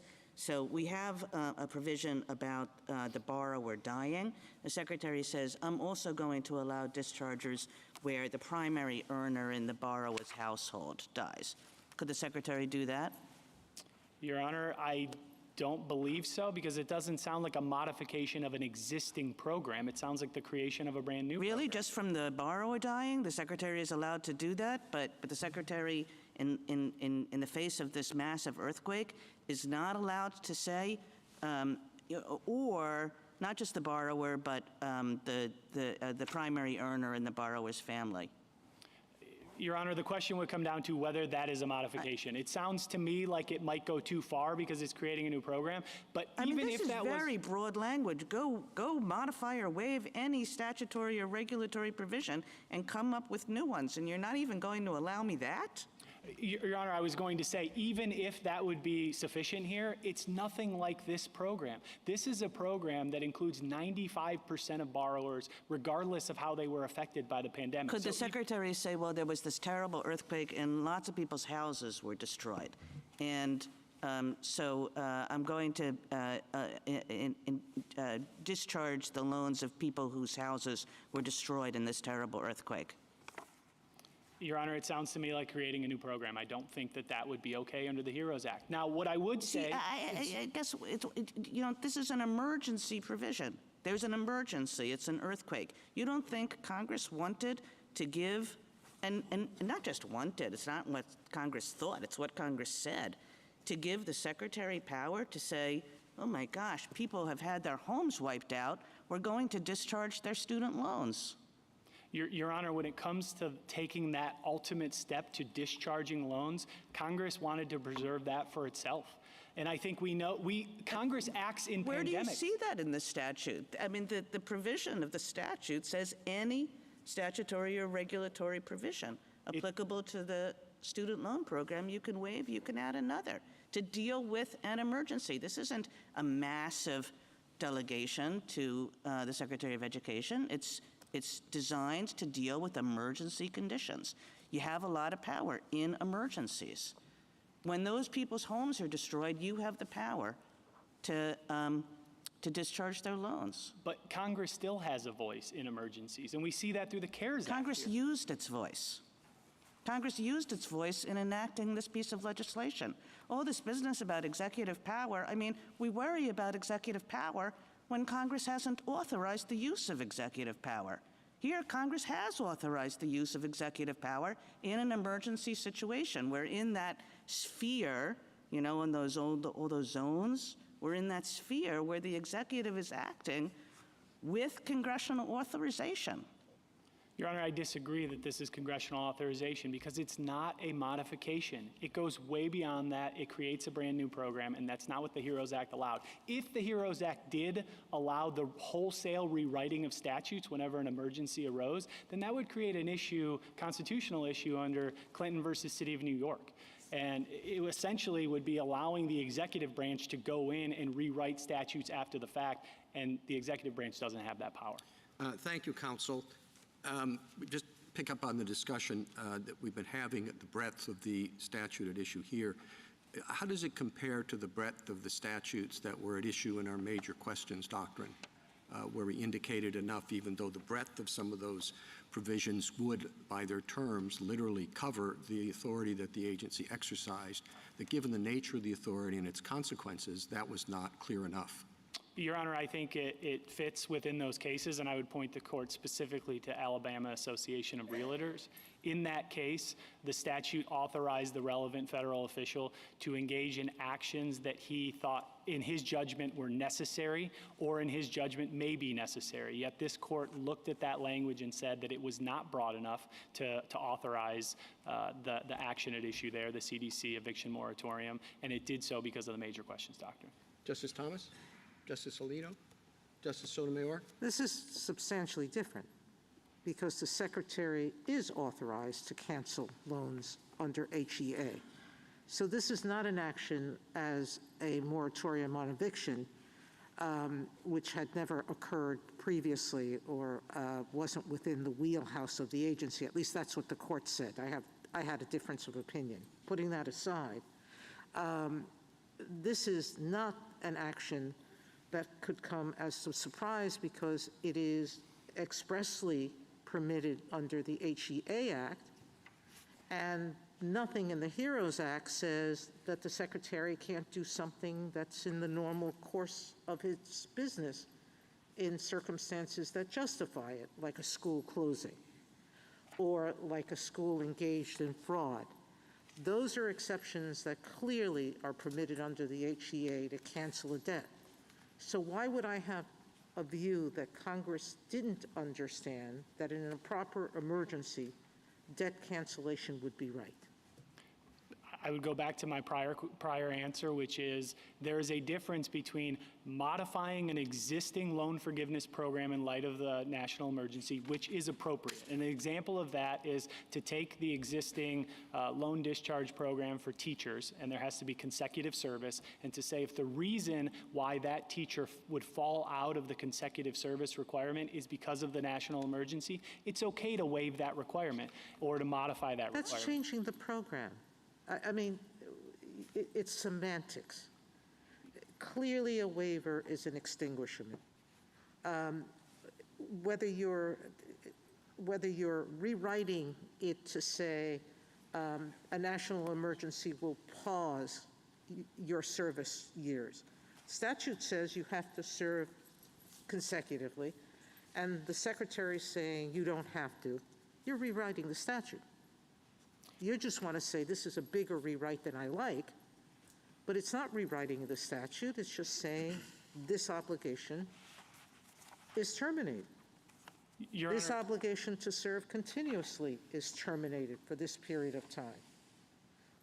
it's a bigger rewrite than the words waive or modify allow. That really has us, as the third branch of government, changing Congress's words because we don't think we like what's happening. Your Honor, I would. There's 50 million students who are will benefit from this, who today will struggle. Many of them don't have assets sufficient to bail them out after the pandemic. They don't have friends or families or others who can help them make these payments. The evidence is clear that many of them will have to default. Their financial situation will be even worse because once you default, the hardship on you is exponentially greater. You can't get credit, you're going to pay higher prices for things. They are going to continue to suffer from this pandemic in a way that the general population doesn't. And what you're saying is, now we're going to give judges the right to decide how much aid to give them, instead of the person with the expertise and the experience, the Secretary of Education, who's been dealing with educational issues and the problems surrounding student loans. We're going to take it upon ourselves instead of leaving that decision in the hands of the person who has experience with these questions. Your Honor, there are additional statutory clues showing that Congress didn't intend the creation of new loan discharge programs. I'd point the court to subsection A2D. That there, Congress specifically identified one limited instance where the Secretary could excuse the return of funds owed to the government. That was grant overpayments. Counsel, that was an emergency, or that was a situation that was sui generis. That's what emergencies are. Your Honor, I Sui think generis situations that the Secretary can address in a particular situation. Your Honor, I think by identifying that specific example, Congress was sending a message that it did not want the other provisions to be used to create new loan discharge programs. Justice Kagan? Justice Gorsuch? I understood the Office of Legal Counsel's memorandum to suggest that the Secretary, under the statute, had authority to put student borrowers in the same condition that they were in prior to the emergency, and that the nature of your argument is that test is not met.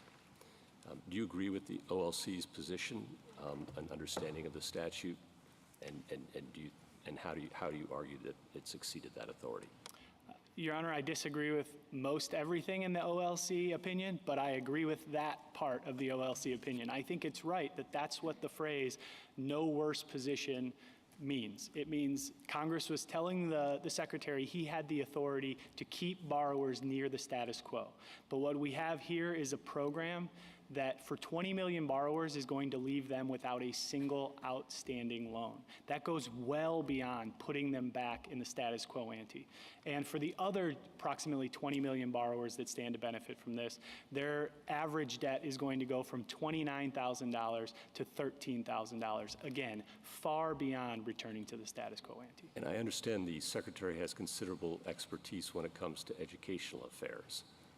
But in terms of macroeconomic policy, do we normally assume that every Secretary, cabinet member, as learned as they are, has that kind of knowledge? No, we don't. When we're dealing with a nearly $500 billion loan cancellation program, this is squarely in the ken of Congress. Congress has the power and expertise to weigh the balancing competing fiscal implications, particularly at that scale. So this is something that's outside the Secretary's expertise.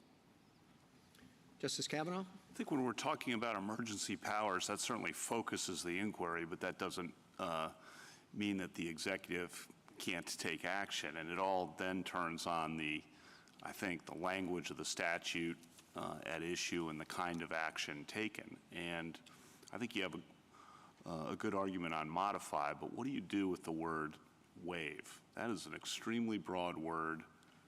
In 2003, Congress was very aware of potential emergency actions in the wake of September 11th and war, possible terrorist attacks, and yet it puts that extremely broad word waive into the statute. Why not just read that as written? Your Honor, I believe we are reading it as written. Waive means to excuse compliance with an existing obligation, and what the Secretary is purporting to do here is to change existing loan discharge program. The Secretary is not waiving anything in those provisions. And so we think, as I explained earlier, that the word waiver simply doesn't apply here. Now, to the extent the court looks at the term waiver and finds that that's cause to read the phrase waive or modify a little more broadly, it still doesn't reach this program because the Secretary is not dealing with any of these existing provisions that he purports to cite. He's not changing anything within them. He's frankly ignoring what's there and creating a brand new program, and that's not within the language of this statute. You don't think that fits within waiver? I don't believe it does, no. A waiver is to take something away, and the Secretary is not taking anything away from the cited loan discharge provisions. And then on the body of precedent we've developed within the pandemic on emergency powers and major executive actions, we have the eviction moratorium case, we have the national OSHA mandate case, but on the other hand, we have the healthcare mandate case. And I think one of the distinctions drawn there was that was more in the wheelhouse of the agency in question. And I think the Solicitor General has argued, and just get your response on, this is right in the wheelhouse, Justice Sotomayor was just saying this, right in the wheelhouse of what the Secretary of Education would normally be expected to do, unlike CDC doing an eviction moratorium. I know you've addressed this a little bit, but just get your response on that. Your Honor, I don't think it's in the wheelhouse because it's creating a brand new program. The only entity that has created new loan discharge programs is Congress. There's a number of them in the Higher Education Act, but the Secretary has never before created a brand new loan cancellation program, particularly under the HEROES Act. As I mentioned at the outset, the HEROES Act has never even been used to forgive a single loan in the past. That's telling because one of the things the court looks at in its major questions jurisprudence is if it's unprecedented, and we certainly have an unprecedented use of the statute here. Thank you. Justice Barrett? Two questions, one on merits, one on standing. First on the merits, do you agree that this administration and the prior administration had authorization under the HEROES Act to pause loan repayment obligations? Your Honor, we're not challenging it in this case. I know, but the question is, do you think it's within it? This kind of goes to the scope of waiver modify, right? Yes, I think that so if I can go through the timeline to explain. So the first 7 days on March 20th, 2020, Secretary DeVos waived but didn't indicate what legal authority she was using. I have no way to assess that because I just don't know what authority she was using. Then Congress came in 7 days later and enacted the CARES Act. The CARES Act put a payment pause in place for 6 months. At the end of that 6-month period, Secretary DeVos extended it for 3 months. I think arguably that was a legitimate use of the HEROES Act, because taking a congressionally created 6-month program and extending it for 3 months seems like it might be a modification. But now that we're 2 years down the road, we're beyond a modification. And not only that, the connection to the national emergency has become even more tenuous. So your argument is that even assuming that Secretary DeVos initially had the authority to, and you're kind of just whiffing on the question about before the CARES Act was passed, right? But you're talking about after the CARES Act was passed, she arguably had authority under the HEROES Act to extend the pause, but that at some point, as that time dragged on post the CARES Act, when the new administration came in, then it exceeded the authority to waive or modify? Your Honor, it could have been, the Secretary DeVos had 2 extensions. It could have been her second extension. I don't think it hinges on who the administration was. At some point, I think it goes beyond a modification, and the connection to the national emergency became too tenuous to maintain it. So it's not that a pause is different in your mind than canceling the obligation to repay the principal. It's the, or I guess it's a combination of the distinction between a pause and a cancellation, and then the temporal Correct. reach? Correct. Because I do think there are significant distinctions between a pause and cancellation. I'll give you a few. The first is a pause maintains the status quo. Cancellation puts people in a far better, this cancellation puts people in a far better position. A pause keeps indebtedness from rising versus cancellation erases indebtedness. In addition, as I mentioned before, the connection to the national emergency. When you put a pause in place, when the nation is still dealing with lockdown conditions, that is there's a pretty close connection between that and a national emergency. When 2.5 years down the road, the Secretary, having much time to contemplate the situation, comes in and creates a debt forgiveness program for 95% of borrowers, the connection to the national emergency is too tenuous. I understand. Second question's on standing. Could Missouri file suit to vindicate the interests of the city of St. Louis? No, Your Honor, because when we look at the factors that we've cited for why MOHELA is a state-created and state-controlled entity, the leadership of the city of Missouri is not selected by the governor or by the state. They're selected at the local level. Thank you. Justice Jackson? So can I just understand your view on waiver or modification with respect to sort of the initial applications of this authority? We're sort of in a certain species of it now, but I'd understood from the SG and from the briefs that originally we're talking about wartime. And so I'm just trying to understand, are you saying that those were not legitimate waivers or modifications under this kind of power? Your Honor, we don't question any of the uses of the HEROES Act prior to 2020. So right, I don't know if I'm understanding the question. What is your view? Again, I'm just trying to clarify your exchange with Justice Kavanaugh on what waiver means. So are you saying that the Secretary would have had to change something about the regulations, but not about their application with respect to the obligations that they require of people? Your Honor, if I can try to illustrate it with an example, I think this might get to it. There is an existing loan discharge program for permanent disability, and that requires an individual to expect to be permanently disabled for at least 60 months. If the Secretary came in and said, because of the national emergency, if someone was affected because of that, they can reduce that 60-month requirement down to, say, 36 months. That, to me, is a modification of an existing program.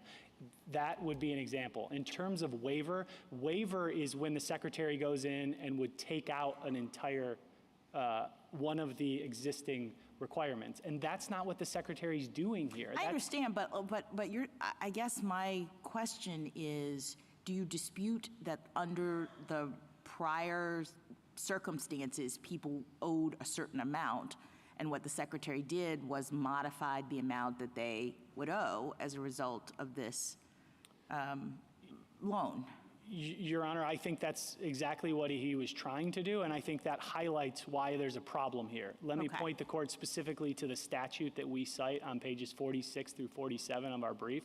Congress knows how to authorize the Secretary to waive or modify an amount owed. We cite provisions in the Higher Education Act that specifically say the Secretary shall waive the amount owed. Here, the Secretary wasn't given that language. If the Secretary instead was given the power to waive or modify provisions. And so that's why the analysis Why doesn't here it has all, why doesn't it all reduce to the same thing? And this is where I go back to the sort of original application. I mean, so fine, we have wartime people who are away, and you say you have no problem with the Secretary modifying the regulations insofar as it would help them, but doesn't it reduce to just them not having to pay as much? I don't understand why there's really a distinction between waiving the regulations in the way that you're reading this and waiving the amount a person owes under a regulation that relates to a loan. Your Honor, there's never been a past use of the HEROES Act that would eliminate the amount that someone owes. So I don't think there's a prior comparator to look to. Okay.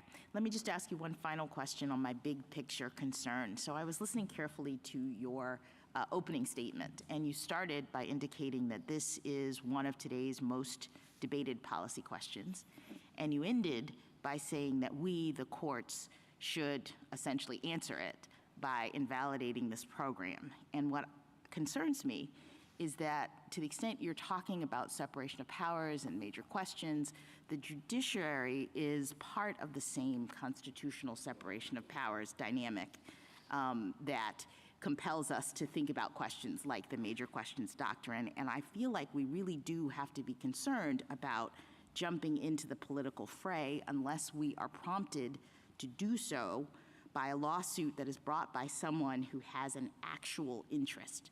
So this is why I'm sort of pressing really hard on the standing point. And so do you dispute that the ordinary standing rule would be that a plaintiff cannot establish standing by asserting the interests of an independent actor or by saying that an independent actor not before the court will respond to the defendant's actions in a certain way? I mean, isn't the ordinary rule one that really doesn't cover you, and what you're asking for, in a way, is an extension of our standing principles to allow for the state to proceed with this action? Your Honor, I don't believe so. I think what we're asking for is the same treatment that the federal government got in Cherry Cotton Mills and Erickson. We're asking for the ability to assert the interests of the public corporation that the state of Missouri created, that it controls, and that it charged with performing nothing but essential public All right, so we'll go back and look at that case, and if we find that the federal government had some sort of a separate interest that it was asserting, do you lose? I mean, is that your only case that is going to make it be the case that we can find standing for you?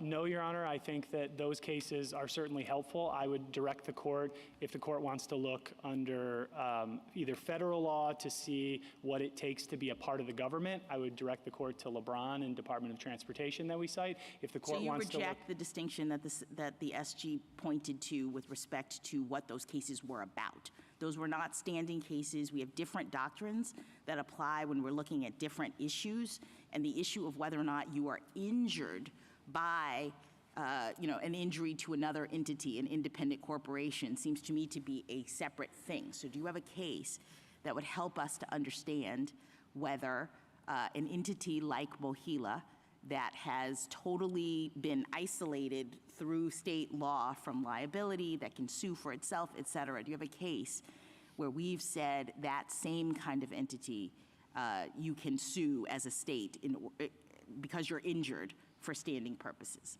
Your Honor, I think the closest cases we have are the ones I referenced before, Cherry Cotton Mills and Erickson. But I will say that part of the inquiry has to look to state law to see if Missouri is charged with speaking, has the ability to speak on behalf of Mohila. And on that front, I would point the court to two things. One is Missouri Statute 27.060, which gives the Attorney General the right to determine whether to litigate in the name of the state to protect any interest of the state. And because Mohila of course, that's the question here, right? But because Mohila is a part of the state, I see. and the second point that I would direct the court to is the casualty reciprocal exchange case. That's the case that specifically identified what it means to be a public corporation under Missouri state law, and it identifies the same factors that LeBron looked to. It's whether it was created by the government, controlled by the government, and whether it's performing essential public purposes. Thank you. Thank you. Thank you, counsel. Rebuttal, General? Thank you, Mr. Chief Justice. I'll pick up with standing and focus on the Mohila-related arguments. Justice Barrett, you asked about a provision of state law 173.420. This is a provision that refers generally to Missouri reserving rights over the assets of Mohila. I think if you look at that in context, it clearly functions as a savings clause. It's making clear that notwithstanding all of the other provisions we've pointed to, like 173.425, 410, these are the provisions that create the strict financial separation, that Missouri is reserving its rights under other sources of law like eminent domain or search and seizure, and it's not actually limiting its ability to obtain assets in that way. I understand my friend to have conceded that actually Missouri would have to change its law and change the structure of Mohila if it wanted to have any direct access to Mohila's assets, and that makes sense because these other provisions that I just pointed you to are very clear that there is absolute financial separation between the state and Mohila. You asked as well about control over Mohila, which my friends have emphasized several times. That's actually one of the relevant questions under the arm of the state doctrine, whether you could direct the authority in any way. I'd point to Justice Kavanaugh's decision in the D.C. Circuit in the Puerto Rico Ports Authority case. There it was significant that you could direct the authority to sue, and here that's obviously lacking, and the state hasn't attempted to do that. My friend several times brought up the Cherry Cotton Mill and Erickson cases. In Cherry Cotton Mill, there was an express statutory right of the United States to tax offsets, and the court was interpreting that statutory language and determined that the United States had its own interest in the statutory right, and further emphasized that with respect to that particular public corporation, and I'm reading from the language of the court's opinion, that for the public corporation, its profits, if any, go to the government. Its losses, the government must bear. There wasn't the financial separation in that case that exists here, and there was a distinct statutory right on behalf of the United States. Erickson is even further afield. It wasn't a case about standing at all, and there the United States had a contract right that the instrumentality had entered into as an agent of the federal government. The instrumentality was itself a plaintiff in that case, and there was no Article III issue in the case. Finally, I'll focus on the contributions to the Lewis and Clark Discovery Fund. This is the secondary argument as it relates to Mohila. There are huge factual deficiencies in trying to premise standing on that basis. As we've explained, they haven't been able to bring forward allegations that would substantiate the asserted financial impacts on Mohila, and certainly haven't established that that will be the likely cause of any default to a fund that hasn't been paid for the last 15 years. But there's also a more fundamental legal problem with their theory. It has no logical stopping point. There's nothing, for example, that would prevent anyone who's owed a debt to say that suddenly they can have standing to challenge a regulation that doesn't affect them in any way, because it might affect the debtor, who then will be unable to make good on that liability. And there is no precedent in this court's Article III doctrine to support that kind of broad expansion of Article III standing here. Turning to the merits, I want to pick up on the colloquies that my friend was having about the meaning of the term waive or modify. And if I understand the gloss that he's putting on that language, I don't think that there would be any room to grant any kind of HEROES Act relief whatsoever. He says that there was no waiver or modification here, but there was. The Secretary took the provisions that deal with discharge and cancellation, and he waived the existing eligibility requirements and modified those provisions to add an additional basis for relief. This is how secretaries across administrations have implemented the HEROES Act. For example, with deferment, the Secretary in prior uses of the HEROES Act took the provisions that exist for deferment and waived the existing eligibility requirements and then granted additional deferment in line with the national emergency. That fits with the plain language of the statute, and to suggest that that automatically creates a brand new program would leave very little room for the HEROES Act to operate at all. My friend is getting it exactly backwards. The fact that there are already statutory provisions for things like deferment and forbearance and discharge demonstrates that Congress could foresee that all of those are ways that you grant financial relief to student loan borrowers. And in the context of a statute like this one that is centrally focused on ensuring that the Secretary can act in unforeseen circumstances outside the existing scope of those provisions, Congress directed that the Secretary has the authority to waive or modify in order to expand eligibility for those forms of relief. So we'd ask the court to reject the state's arguments here. Thank you, counsel. The case is submitted, and we'll take a 5-minute break.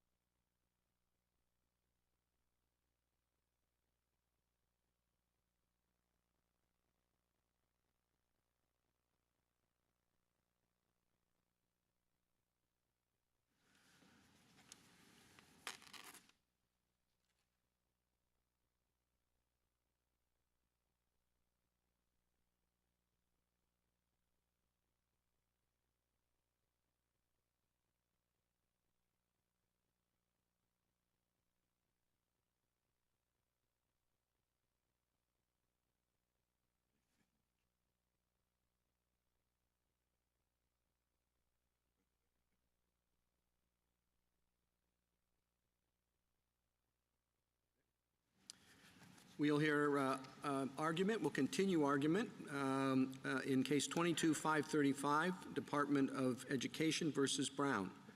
Welcome back. Thank you, Mr. Chief Justice, and may it please the court. Across the board, Brown and Taylor's arguments in this case run counter to precedent and principle. On standing, respondents' asserted injury is a complete mismatch for the relief they seek. They claim to want greater loan forgiveness than the plan provides, but they ask this court to hold that the HEROES Act doesn't authorize loan forgiveness at all. A win on that theory would mean that no one could get any HEROES Act relief. Not Brown, who would get nothing for herself, not Taylor, who would lose $10,000, and not any of the millions of borrowers who need this critical relief. Respondents lack standing to seek that result. Parties cannot go to court to make themselves and everyone else worse off. To get around that problem, Brown and Taylor gesture at the idea that if the Secretary can't act under the HEROES Act, he might consider making an entirely different decision to grant debt relief under the Education Act. But on the merits, respondents are broadly attacking the whole idea of providing loan forgiveness under any executive action. They never explain why they think the Secretary could provide broader relief to even more borrowers under the Education Act. And in any event, this court has never endorsed that kind of circuitous route to standing. A plaintiff who isn't injured by agency action can't establish standing by speculating that invalidating that action might prompt the agency to take an entirely different action under a different statute. If the court reaches the merits, it should reject respondents' claim. They argue the plan is unlawful because the Secretary didn't use certain rulemaking procedures. But Congress specifically exempted the Secretary from following those procedures when he issues waivers and modifications under the HEROES Act. Respondents' procedural claim fails in light of that clear statutory exemption. I welcome the court's questions. Are there any instances in which you would have procedural standing? So I think that if they wanted to argue that the Secretary should have reconsidered his decision under the HEROES Act to grant broader relief, then it's possible that they could have raised both a procedural claim and a substantive claim, because at that point their injury would be redressable. They would be saying that the Secretary drew arbitrary lines, that the plan should be expanded to include them and to provide relief to them, and that would be a very straightforward route to making the arguments if what they really want is loan forgiveness. But instead, their whole argument here is that the Secretary can't give them or anyone else relief under the HEROES Act. And when you look at it that way, there is no case that we've been able to find, and we've really tried to boil the oceans here, that could plausibly support that theory of procedural injury. It would blow open the doors to asserting Article III injury when you are not directly affected by an agency action, and by your own lights, you can't stand to benefit from any ruling on that agency action merely because you think that if you can block it, you could the agency might reach out and look for some other source of authority to regulate and make a new action. This action has nothing to do with their right, if they thought it was permissible, to seek relief under the Education Act, correct? That's correct. It's a totally different source of authority. If they want relief under the Education Act, there are provisions where they can file a petition for rulemaking and ask for that relief right now. And it's not as though these are mutually exclusive sources of authority. The Education Act is not directed to national emergencies. It's not. It's an independent source of authority here, unlike the HEROES Act, which is the action they're challenging that's specifically focused on this agency, this national emergency situation. I understand your argument on standing, and I know this isn't directly on point, but when I saw it, it's sort of like the equal protection cases, you know, where discrimination between men and women on the level of pensions, and the women, the widows get more and the widowers get less, and the challenge is brought, and the argument was, well, if you win, we're going to take the excess away from the widows, so you're not going to get anything, so you don't have standing. Why is that case? I appreciate the way in which it's different, but why isn't that at least some authority on which they can rely? I think that the equal protection cases are fundamentally different because there, your injury is your complaint of unequal treatment. And so whether you level up or level down, your injury is being redressed. You're no longer being subject to unequal treatment, and instead everyone is being subject to the same treatment. But this case stands in a very different posture because here their argument is, Our injury is we're not getting loan forgiveness. And the relief they're seeking, which is a declaration that the HEROES Act doesn't authorize loan forgiveness in the first place, doesn't redress that injury one bit. It Right, just but carves it into stone. Right, but I mean, without looking after the case, yes, you could lower it or raise it, but that's an uncertainty that we decided that did not affect their right to bring the action because it may be changed in a particular way. And I suppose their argument would be that, they are injured by not being participating in the program, and if the program is struck down in its current form, it may be changed in a particular way that would help them. So I think that there is, though, a complete disconnect between the claim of injury. And it's true that in the equal protection context, you don't know ex ante what the remedy is going to be. But the court has determined that doesn't affect standing because either way, no matter what remedy occurs based on the equal protection injury, it's going to fix the nature of the harm of providing unequal treatment. And here, the only certainty is that if they prevail on their claims, it's going to make it harder to provide them or anyone else with debt relief. Their suggestion here that the Secretary wholly lacks this authority under the HEROES Act, and their assertion of arguments to support that claim that broadly attack this whole concept of loan forgiveness, I think demonstrate that we're far afield from the equal protection case law. Can I just ask you, I'd understood them to be complaining about the procedures. Am I completely off base here? You suggested that they're complaining about not getting enough loan forgiveness or something. Maybe I misheard you, but I thought they were trying to bring a procedural claim, and that the reason why this was problematic was because the procedures that they are saying are lacking are actually under the other source of authority, that if we looked at the source of authority that the Secretary used, in this scenario, it doesn't guarantee them those procedures. So you can't really complain about not getting procedures in under another statute that was not invoked in this situation. Am I wrong about this? No, and I understand the confusion because the theory here is a little convoluted, and so let me try to unpack it. They are asserting a procedural injury, but what they're saying is we want an opportunity to comment on loan forgiveness so it'll include us as well. Our underlying injury is that without having a chance to comment on the Secretary's use of authority under the HEROES Act, we didn't get a chance to advocate for us to be included in the plan. The problem with that procedural theory of harm is that by their own arguments in the case, the Secretary couldn't make a different decision. He couldn't go back to the drawing board and think about it and decide, yes, I'm going to expand the plan under the HEROES Act to provide these borrowers with relief too. So they aren't able to assert that kind of redressability for an asserted procedural injury under the HEROES Act. And that's because there aren't negotiated procedures under the HEROES Act. Right, the statutory text is very clear. So even if you were to get to it on the merits, they haven't actually been deprived of any procedural rights. The HEROES Act specifies that waivers and modifications issued under the HEROES Act are exempt from notice and comment.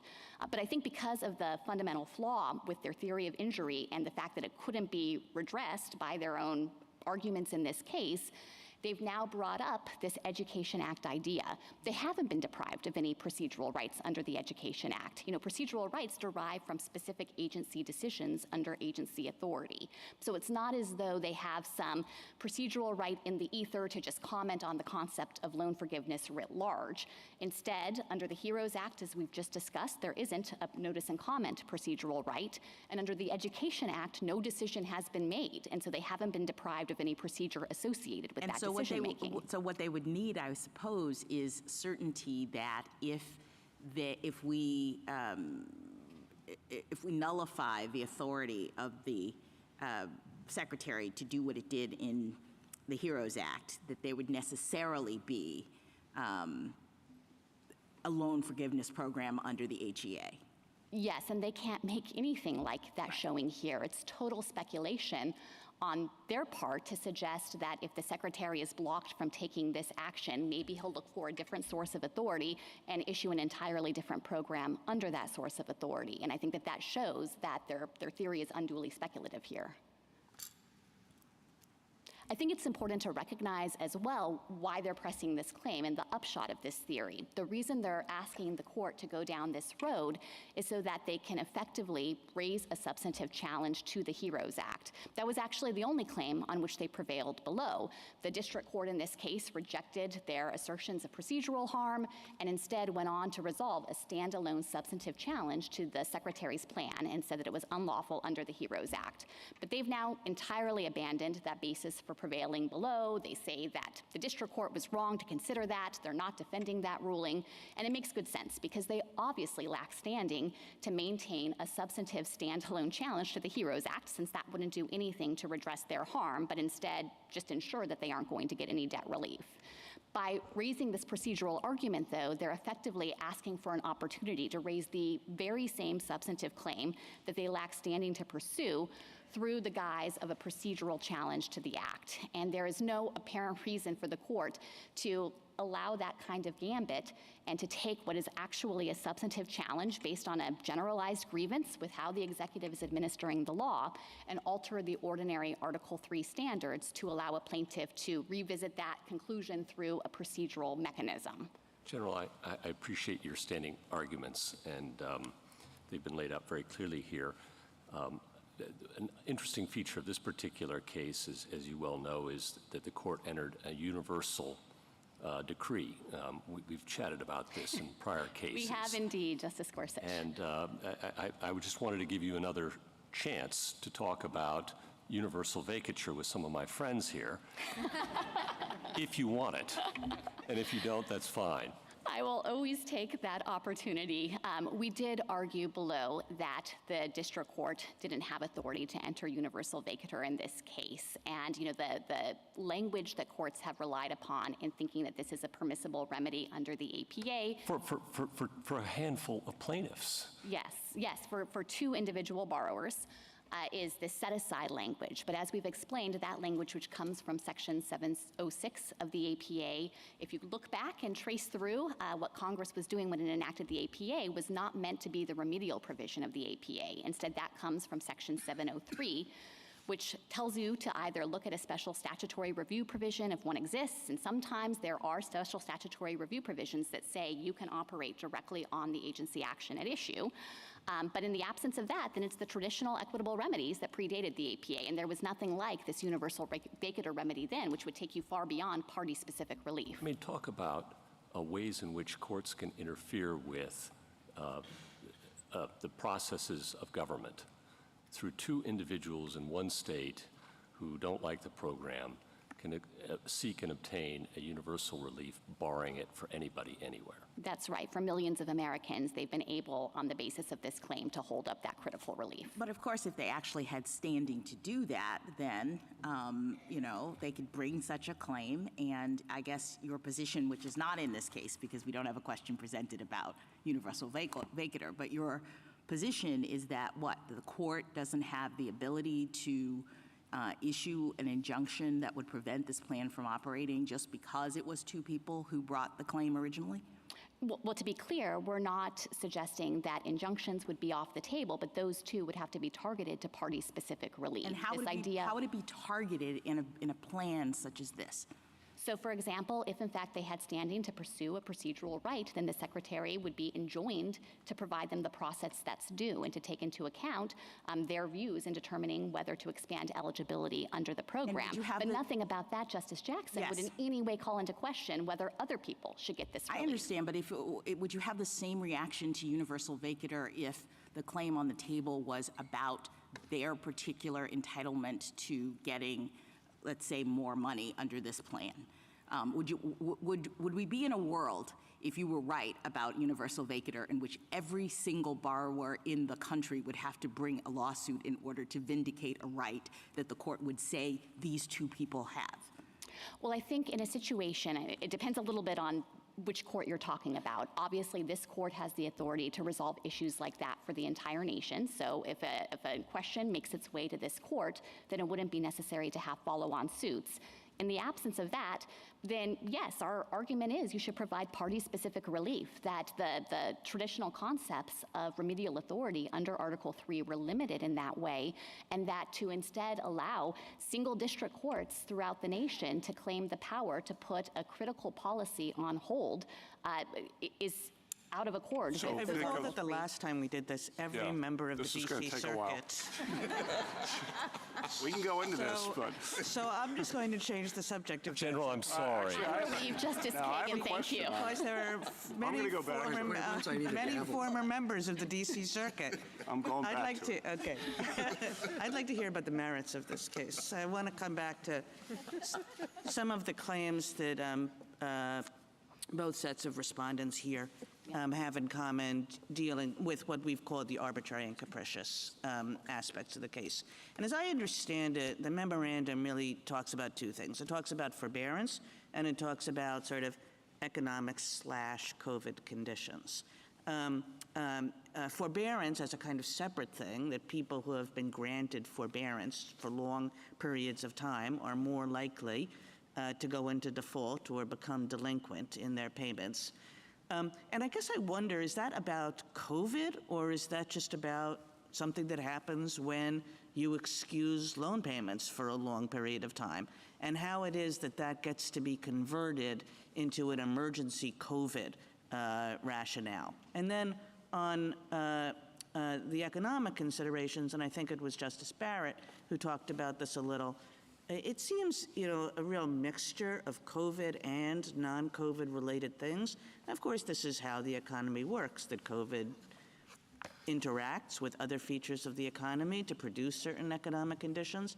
But again, I'm wondering whether, there was more of an obligation on the part of the Secretary to isolate how COVID was affecting these borrowers. Of course, and I'll take each of those considerations in turn. I'll start with your questions about forbearance, and I want to be really clear because I think my friends have confused the issue about this a little bit, that the Secretary wasn't finding that forbearance itself had caused the economic harm to borrowers or that it was the root cause of why they needed additional relief. Instead, the Secretary analyzed the historical data regarding forbearance as a data point in understanding that forbearance is not always a complete solution to the underlying economic harm caused by the national emergency. So here, there's no doubt that forbearance has provided very powerful and critical support to borrowers over the life of the COVID pandemic, but the Secretary found that once forbearance policy lifts, millions and millions of borrowers are going to be worse off with respect to their ability to pay because of COVID. The forbearance policy hasn't fixed the underlying economic harm of the pandemic and the emergency. So to the extent that there's a bootstrapping concern here, I just want to push back forcefully on that. I think that the Secretary's decision memorandum makes clear that sometimes additional relief is necessary, not because of forbearance, but in spite of forbearance. To turn to your question about the various causes or influences of economic harm here, it's of course true that I can't make a representation that the harms that borrowers are facing are solely due to COVID-19, but I think that it would be an impossible burden to place on the Secretary to suggest that he needs to isolate and identify just one economic factor or force that's causing that kind of distress for borrowers. Our economy is very complex, and there are often multiple factors and forces at play, but the Secretary here found, and I don't think that anyone could reasonably dispute, that but for COVID, borrowers would not be in this situation of facing severe financial harms and the very real risk that they'll have to go into default or delinquency when they start repaying their student loans. So I think to the extent that there's concern here about how the standard could operate, at the very least, the Secretary made the requisite findings that these are financial harms that derive directly from and are a but-for result of the COVID pandemic. Counsel, I'm sure I'm misreading the graphs. I'm looking at 247, 248.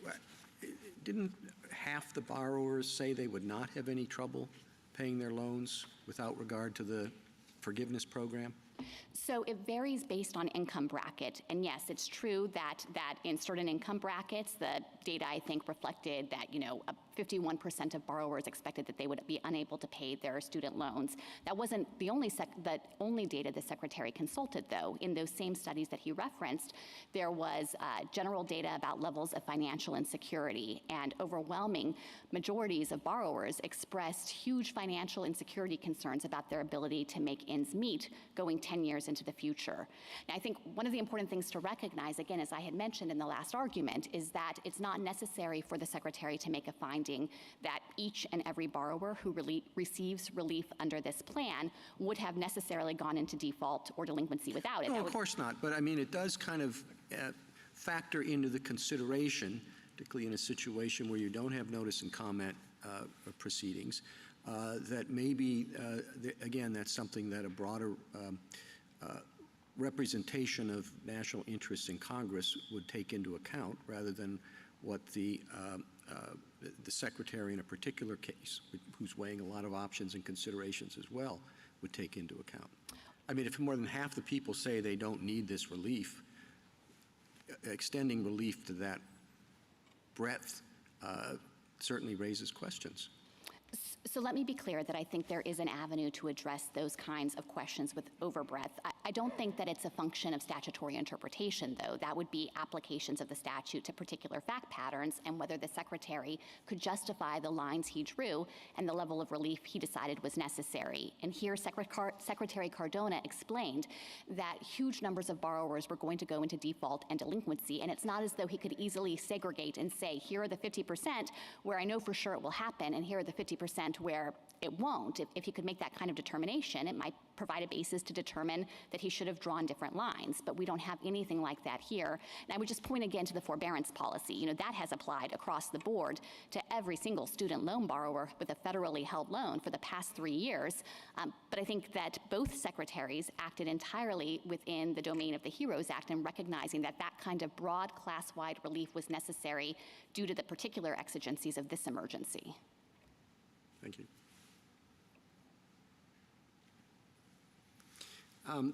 Since we're dealing in a case with individual borrowers or would-be borrowers, I think it appropriate to consider some of the fairness arguments.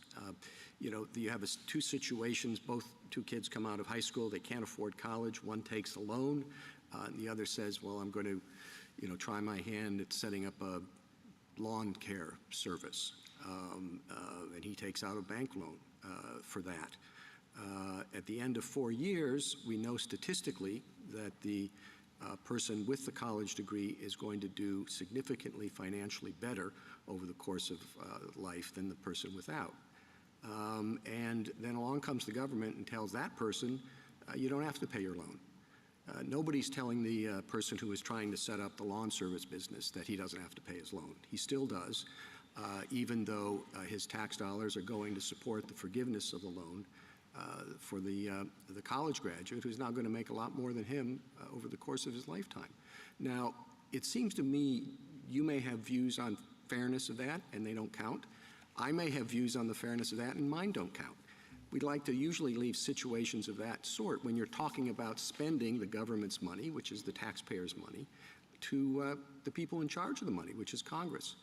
Now, why isn't that a factor that should enter into our consideration under the major questions doctrine again, where we look at things a little more strictly than we might otherwise when we're talking about statutory grants of authority, to make sure that this is something that Congress would have contemplated?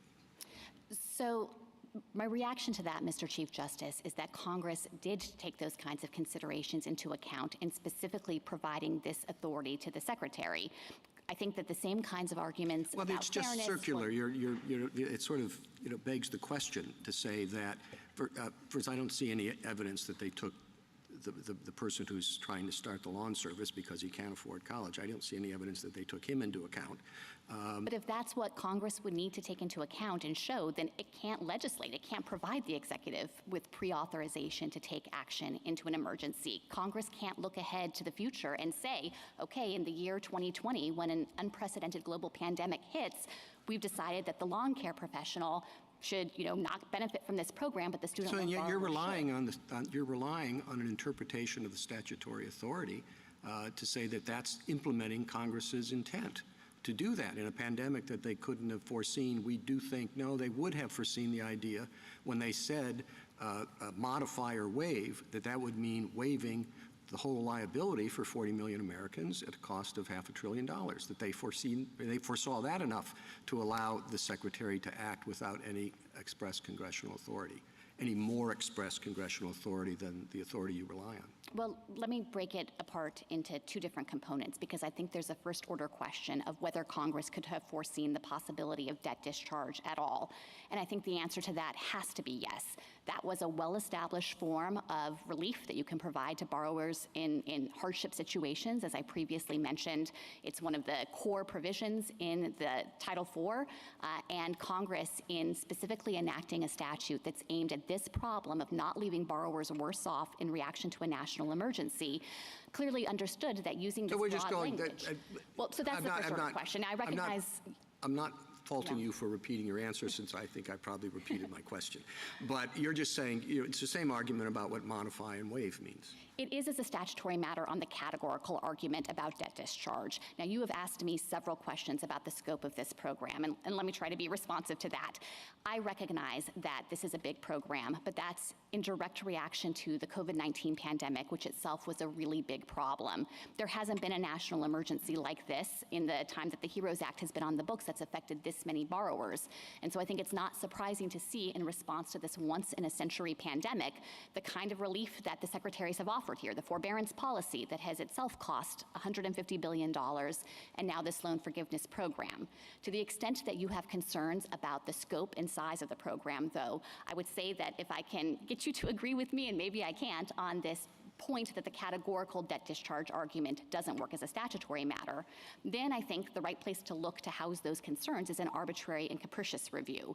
We think here that the Secretary drew reasonable lines in crafting the scope of relief, but if you disagree, or if you think he should have taken different interests into account, that would be a basis to reverse him on arbitrary and capricious grounds, not to distort the plain meaning of the HEROES Act. Thank you. Justice Alito? Well, the Secretary did what he did. So presumably he had and has a view about the fairness question that the Chief Justice posed to you. What is that view?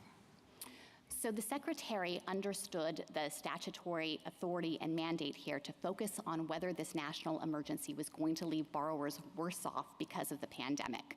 This is Congress deciding that the government should be in a position to provide benefits solely within the context of the student loan program. And I don't think there's any part of the statutory analysis. This is Congress's judgment that borrowers should be able to get relief if the Secretary makes these determinations, with no suggestion that the relief should turn on or off based on the possible impacts on those outside the student loan program. Congress obviously knew when it was giving this authority to take care of borrowers who are otherwise going to be worse off that might have otherwise impacts outside the program, but it wanted to make sure the Secretary could provide relief to borrowers. Was the Secretary legally obligated to do what he did? No, he's not required to provide relief under the HEROES Act. So he decided to do what he did and must have had reasons for doing it, and some of them are on the record, some may not be, but the Secretary, if you're right, then the Secretary presumably could do more, and therefore I think it's a fair question to say, what is your client's view about the fairness question that some people have posed, and that was reiterated for you by the Chief Justice? The view of the department is that this relief is warranted. Why is it fair? If he didn't have to do it, why is it an answer to say that it was warranted? Maybe it was warranted, but why was it done? I guess you don't want to answer the question. It was fair because in the absence of this relief, it's undisputed that there are going to be millions of student loan borrowers who are not going to be able to pay their student loans, who are going into default and delinquency. And the HEROES Act was specifically designed for this situation. This is Congress telling the Secretary, you don't have to let that happen. And when we have this kind of a pandemic that requires this kind of relief, I think that the HEROES Act is operating right within its domain. I'll try one more time. Why was it fair to the people who didn't get arguably comparable relief? Now, it may be that their interests were outweighed by the interests of those who were benefited, or they were somehow less deserving of solicitude, but what is your answer to that question? My answer to that question is that Congress has already made the judgment that when there is a national emergency that affects borrowers in this way, the Secretary can provide relief. And you could make this critique of every prior exercise of HEROES Act authority. There, too, you could say, well, that only benefits the specific enumerated affected individuals, but it's Congress who defined those individuals, and the Secretary acted properly here in giving them relief. Justice Sotomayor? I take your bottom line answer to be everybody suffered in the pandemic, but different people got different benefits because they qualified under different programs, correct? That's right. There's been enormous relief efforts. There's inherent unfairness in society because we're not a society of unlimited resources. Every law has people who encompass it or people outside it, correct? That's correct. And that's not an issue of fairness, it's an issue of what the law protects or doesn't. Yes. Justice Kagan? I mean, Congress passed a statute that dealt with loan repayment for colleges, and it didn't pass a statute that dealt with loan repayment for lawn businesses. And so Congress made a choice, and that may have been the right choice or it may have been the wrong choice, but that's Congress's choice. And you're saying that the Secretary implemented his powers under Congress's choice, which gave him authority over loan repayment. Definitely did not give him authority over loans for lawn care. That's correct. The Secretary would have no authority to act outside the student loan program. The HEROES Act is specifically designed only to empower the Secretary with respect to that portfolio And of maybe, loans. as Justice Sotomayor said, Congress gave a different kind of authority to a different secretary with respect to a different set of activities when an emergency struck. Is that correct? Yes. Justice Gorsuch? I just wanted to make sure I understood your position with respect to some of the gnarly language in this statute, which is waive or modify affected individuals to ensure they're not placed in a worse position financially because of the COVID crisis. You'd agree that doesn't authorize the Secretary to place persons in a better position than they were because of the COVID crisis? So I agree that the purpose is to ensure that they're not worse off, but I would disagree insofar as it's clear that he can provide class-wide relief. So if it turns out at the end of the day that some individuals are getting relief who it turns out wouldn't have needed it, Congress tolerated that and in fact encouraged the Secretary to err on the side of over-inclusion. So you read this statute as not just authorizing the Secretary to place people in the same position that they were prior to an emergency, but to allow the Secretary to place persons in a better position than they were prior to the emergency? No, I'm sorry. Let me try to clarify. His purpose has to be to ensure that they're not left worse off. But his effect But can be. if the effect is that some individuals in the class receive relief who wouldn't otherwise need it, that doesn't mean that his plan is invalid. But if I could respond to your Well, let me- question about better off, worse off. Let me just, I'm sorry, let me pose No. a different question. So some persons can be better off, is your position. I guess how many is my next question, right? Let's say two people in Missouri, okay. All right, they're better off, fine. But what if it's 90% of the class, just hypothetically? Could the Secretary do that under this statute? So I think the right way to analyze that would be under arbitrary and capricious review, because as I've just explained, we think the statute tolerates some overbreadth. And so at that point, you would want to look at the Secretary's justification for his action. It sounds to me like that could be unreasonable, that maybe he wouldn't be able to justify that particular line drawing choice because it would be so extensive relief that isn't actually necessary. But one of the things you'd want to look at is whether there was a way to tailor it, whether there was a way to segregate the people who actually needed the relief or not. I understand And- that. And just in case you think this plan does that, Justice Gorsuch, No. it does not. I'm asking a hypothetical, and I understand your point. You direct us to arbitrary and capricious review. With respect to the fairness question that the Chief Justice posed, would you direct us as well to maybe State Farm, for example, where the Secretary has to weigh not just the benefits to the persons he's acting to favor, but also the cost to others? I think that is a more natural way to analyze those issues. I should emphasize, because we're in this case, But you'd that agree these that- individual borrowers didn't No, raise a State I know that. Farm I know that. argument, so they're not making these fairness allegations. I hear you, but you'd agree that that would be a relevant consideration at some stage in a court's analysis of of the Secretary's action.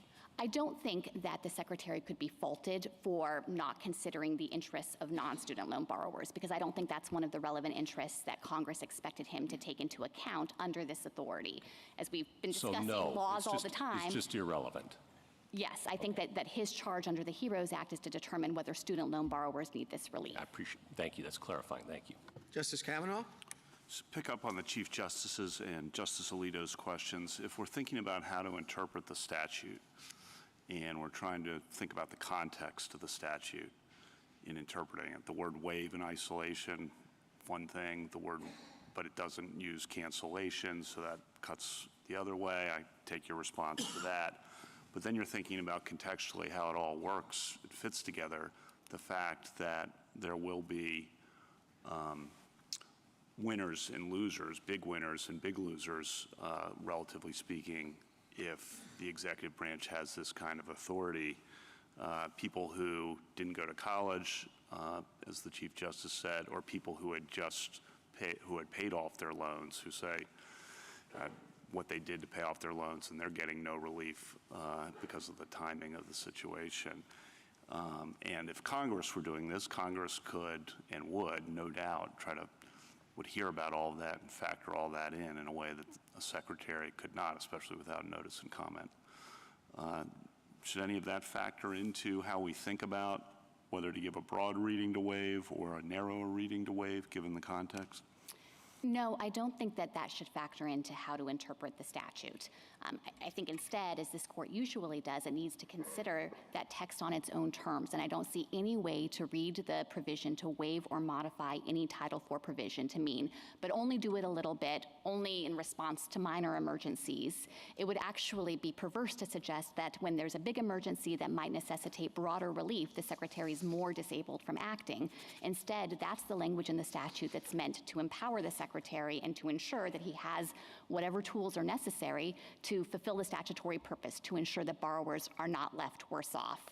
With respect to these concerns about whether there's room to take into account other interests beyond student loan borrowers, there are avenues to go to Congress for additional relief to implement other programs. There's been unprecedented levels of COVID pandemic aid, as I mentioned, and I think to suggest that the Secretary here should have told borrowers who he had determined were at massive risk of default and delinquency in record numbers that he wasn't going to use the authority under the HEROES Act that's tailor-made to prevent that result would have been an irresponsible thing to do. So again, I think that this really comes down to Congress's judgment that there should be authority to provide the benefit within the context of this program.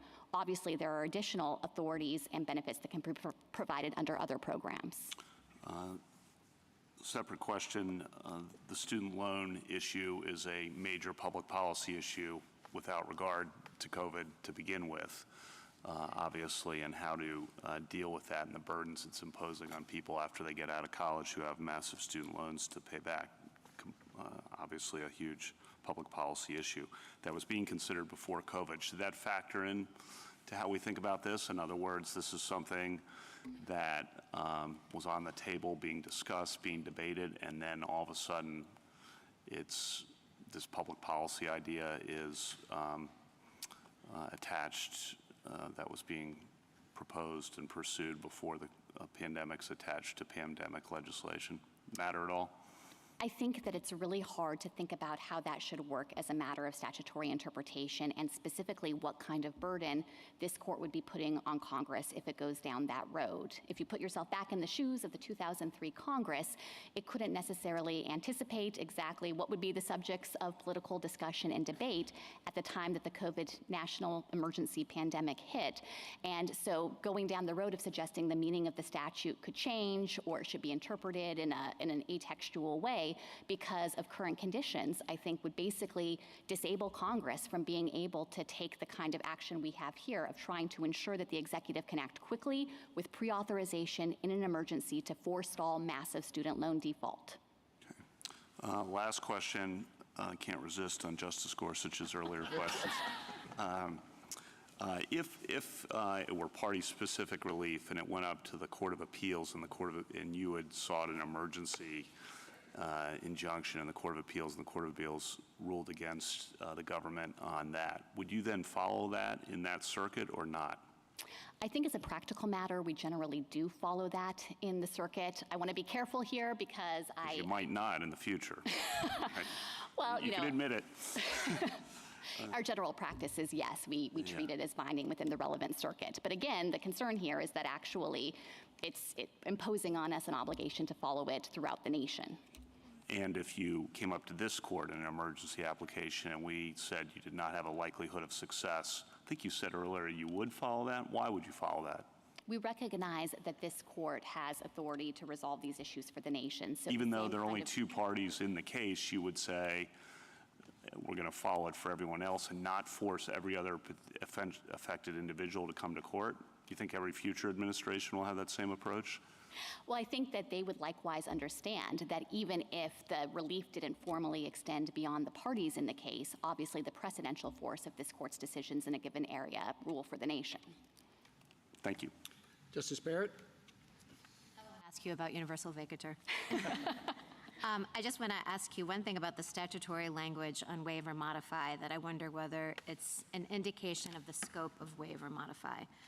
So the Secretary has authority to waive or modify to ensure that affected individuals are not placed in a worse position financially in relation to that financial assistance, so in relation to their debt. So you agree, right, that we're not talking about a worse financial position generally. We're just talking about in relationship to the debt. That's correct. That too often collapse, obviously, because if you are distressed financially, it might mean that you're having trouble paying your mortgage or paying your rent, buying your groceries, and paying your debt. But yes, the function of the HEROES Act focuses on your position with respect to your ability to repay your student loans. So it seems to me that that language in relation to that financial assistance suggests that the relationship would continue, but the waiver or modification here severed the relationship to the debt so that it no longer exists. So why would that be consistent? I mean, doesn't the statutory language in relation to that financial assistance presuppose an ongoing relationship that might be modified, but not completely ended? No, I think that that would be reading in limitations that can't be gleaned from the text. What we understand the statute to be focusing on, and specifically looking at the subparagraph here that justified this act, making sure that student loan borrowers are not worse off with respect to their loans, that functions as a matter of their probability of being able to actually make their payments. And this actually relates to some of the questions that Justice Gorsuch was asking about better off, worse off. You know, imagine a student loan borrower, for example, who before the pandemic had her affairs entirely in order. She had a 0% chance of defaulting on that debt. But then COVID hit, her life has been disrupted, her job was disrupted, inflation is at record levels, she's having trouble making ends meet, and now she has a much higher likelihood of not being able to pay her student loans. In that situation, HEROES Act relief, if it were to operate even to completely eliminate her debt so she doesn't have an ongoing relationship with it, it would just restore her to her pre-pandemic relation insofar as her risk of default and delinquency. She was 0% before, and now she'll be 0% after. And so it doesn't inherently make her better off within the meaning of the statute. Thank you. Justice Jackson? Just wanted to quickly circle back to the fairness point. I guess I'm wondering whether or not the same fairness issue would arise with respect to any federal benefit program. So I'm thinking about the fact that as a result of COVID, we had massive infusions of money given to various companies, organizations, clearly authorized because Congress said do it. I'm wondering whether that would be unfair to people who didn't own a company or somebody who didn't have a nonprofit and wasn't getting that money. I just don't know how far we can go with this notion of, to the extent that the government is providing much needed assistance to people in an emergency, it's going to be unfair to those who don't get the same benefit. Yes, that's exactly right. And what I would say is that is inherently an aspect of what Congress authorized in the HEROES Act as well. It specifically thought about this situation, what to do about student loan borrowers who are impacted by a national emergency, who might then end up in a worse position with respect to their ability to repay. And Congress made the judgment, you can give them relief. And with any benefits program, there are going to be others outside the context of that particular program who aren't getting the benefit. But I don't see how that could possibly provide a basis to just say that you're paralyzed in doing what Congress intended to ensure that the the class they were focused on gets the relief they need. Thank you, General. Mr. Connolly? Mr. Chief Justice, and may it please the court. This case turns on the same issue as Nebraska versus Biden, whether the HEROES Act authorizes the debt forgiveness program. It does not, as this court has already heard. I'd like to focus here on 3 issues specific to this case. First, the HEROES Act is the Secretary's only excuse for not adopting the program through negotiated rulemaking and notice and comment.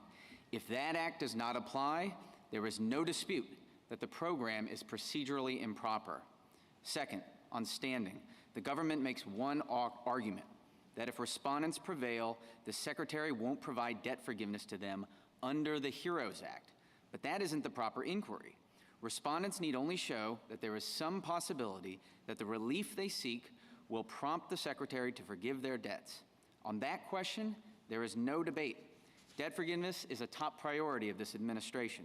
The parties agree that the Secretary can forgive debts under the Higher Education Act, and the Secretary has never denied that he may follow the proper procedures and forgive respondents' debts after his current program is declared unlawful.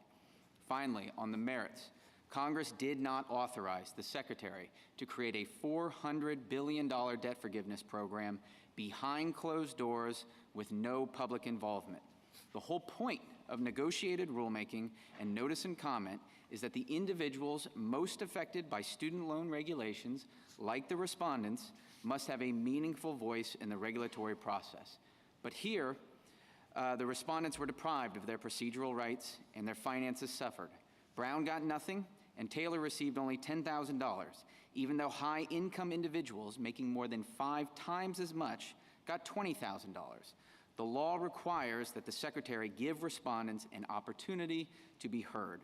The judgment below should be affirmed. Mr. Connolly, has this court ever held that the notice and comment provisions of the APA can establish are enough for standing in a case like this? Yeah, I would point to Summers. In Summers, this court held that an environmental organization had standing to challenge the Forest Service's approval of the Burnt Ridge project, and because the Forest Service approved that without going through notice and comment. And that environmental organization had standing because there was some possibility that if they went through the proper process, that the Forest Service would change its mind and wouldn't approve the Burnt Ridge project. And I think it's the same thing here. If the Secretary goes through the proper process, there is some, and does negotiated rulemaking and notice and comment, there's some possibility that he will change his mind and forgive our debts. Were the procedures in Summers applied in Summers? Were they implied? I think it was. No, applied. Oh, applied.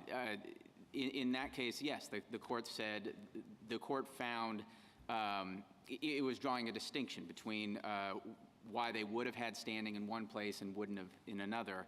And the reason that the group ultimately didn't have standing is because they had settled it. But the court said that if Burnt Ridge had still been on the table, that they would have had standing. Doesn't your theory of injury rely on the assumption that if the HEROES Act isn't there, or if there's a problem with the HEROES Act, the administration would necessarily have done the same thing under the HEA?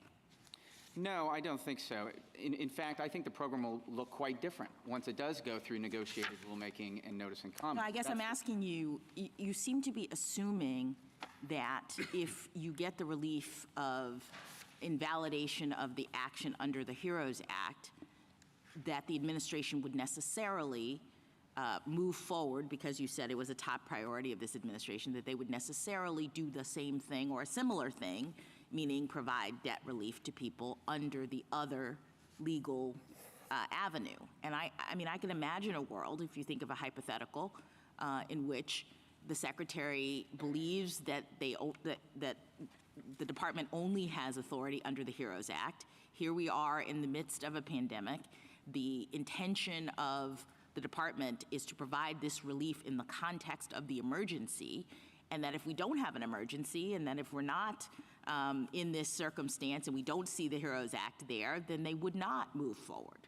So I think you kind of have to convince us that the administration would have provided this sort of debt relief under the authority you point to that you say has the procedures that were not provided. Two responses. I think the best evidence for this is the nature of the program. The program applies to 95% of all borrowers. It's not remotely tailored to individuals who are suffering from the pandemic. And the reason is because this is a program that's just designed to help people who are in need of debt relief. And on the authority point, the parties are in agreement that they have the power to do this under the HEA. And the Secretary has never come up here and denied that they won't go through the exact same process, which they should have done in the first place, once this program is declared unlawful. Except, my biggest problem is you've shown me nothing to suggest that if they have to or will go under HEA, that they're going to deprive you of due process. They're going to let you be heard.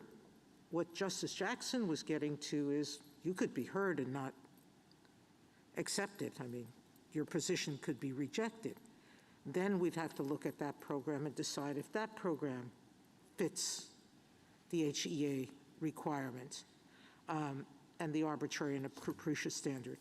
But there is no injury that you're suffering unless you get a speculative new plan that goes into effect.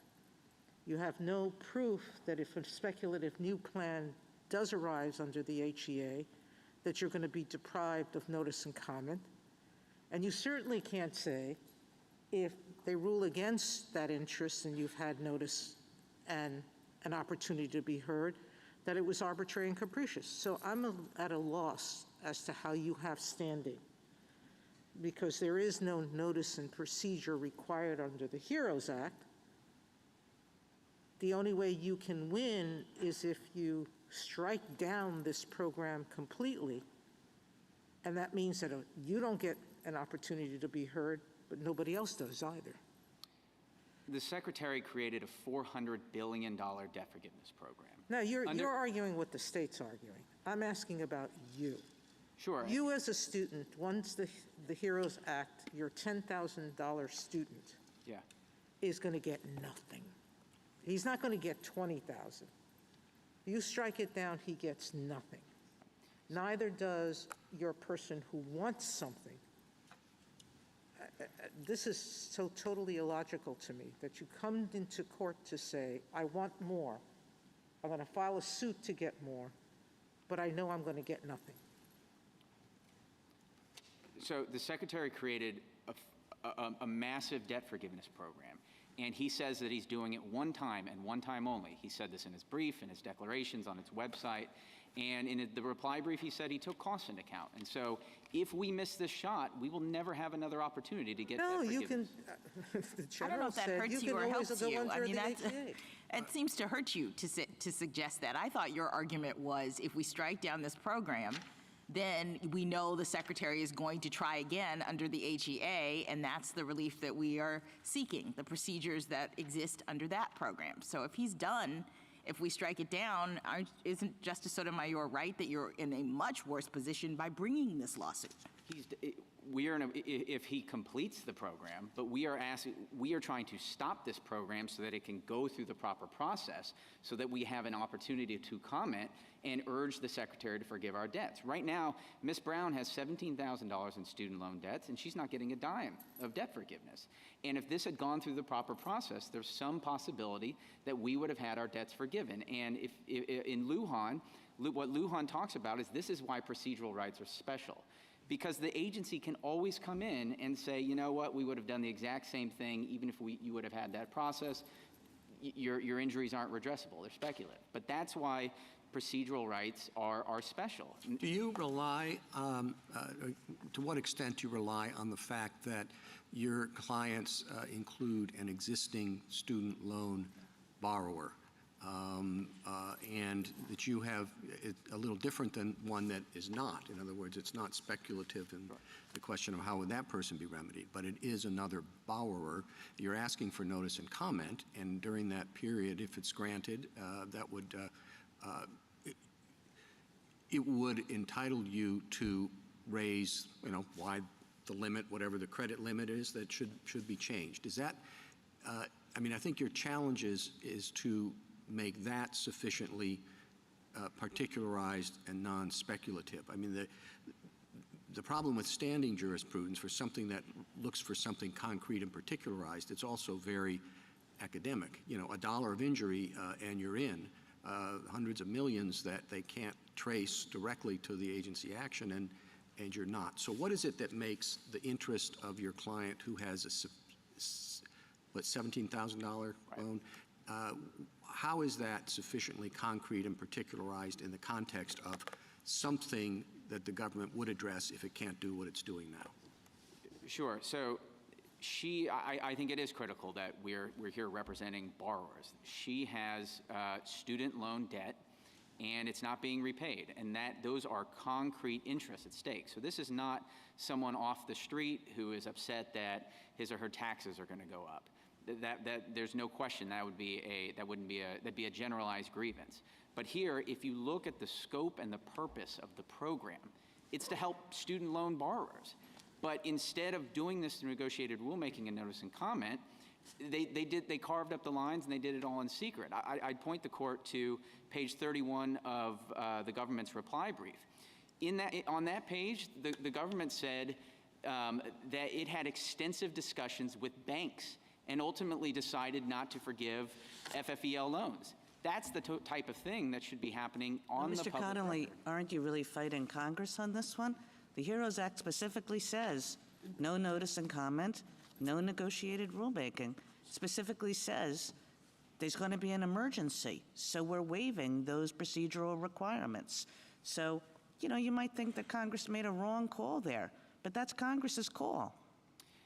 Because when Congress wrote the HEROES Act, the waivers and modifications have to actually be authorized by the Act. You can't just label something a waiver or modification and skip through negotiated rulemaking and notice and comment. Right there, subsection D, it says the negotiated rulemaking requirements shall not apply to the waivers and modifications authorized or required by the Act. It doesn't say anything that the Secretary labels a waiver or modification is authorized by or required by the Act. And so we recognize that Congress did create an exception, but the waivers and modifications actually have to apply. They have to actually be authorized by the HEROES Act. Mr. Connolly, what are the limits of your theory? Could someone who finished paying their loans off, right last year, sue because they were disappointed that they weren't included for reimbursement? No, I don't think so, because there's no mechanism by which the Department of Education can write those borrowers a check. And so their injuries are not redressable. Here, there is a mechanism under which the Secretary can forgive Ms. Brown's debts, forgive Mr. Taylor's debts, and that's the difference. What about the Chief Justice's lawn care person who doesn't go to college, starts a lawn care business, but as the Chief said, this person has some fairness concerns and feels like this shouldn't have happened and kind of level up or level down and wants to level down? Sure.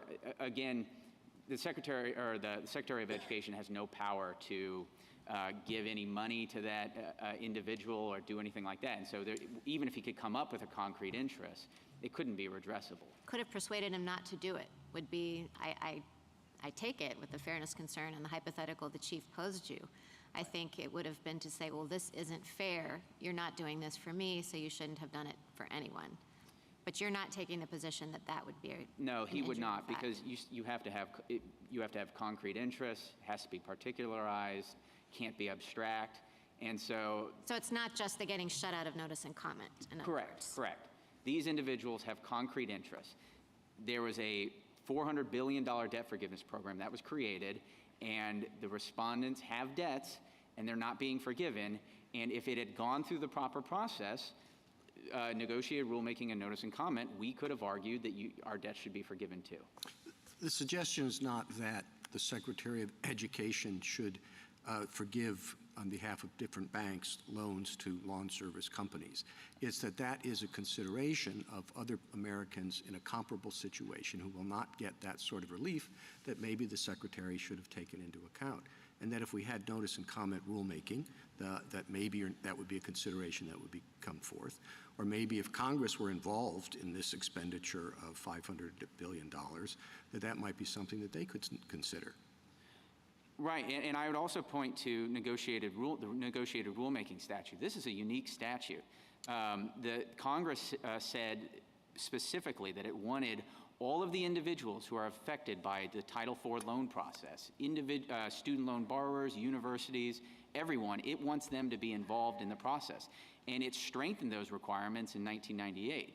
And so the idea, I think, that right after doing that, really strengthening negotiated rulemaking, that Congress said, yeah, you can create a $400 billion program on your own, in secret, without any public involvement. It just doesn't seem possible.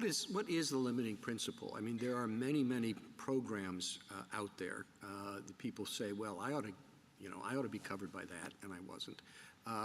And we certainly don't allow everybody to come in and say, just because I would have a right to comment if this law were struck down, I therefore have a right to bring a suit. I mean, how is this? I understand maybe you have the one client that has a student loan and one that doesn't, right? Right.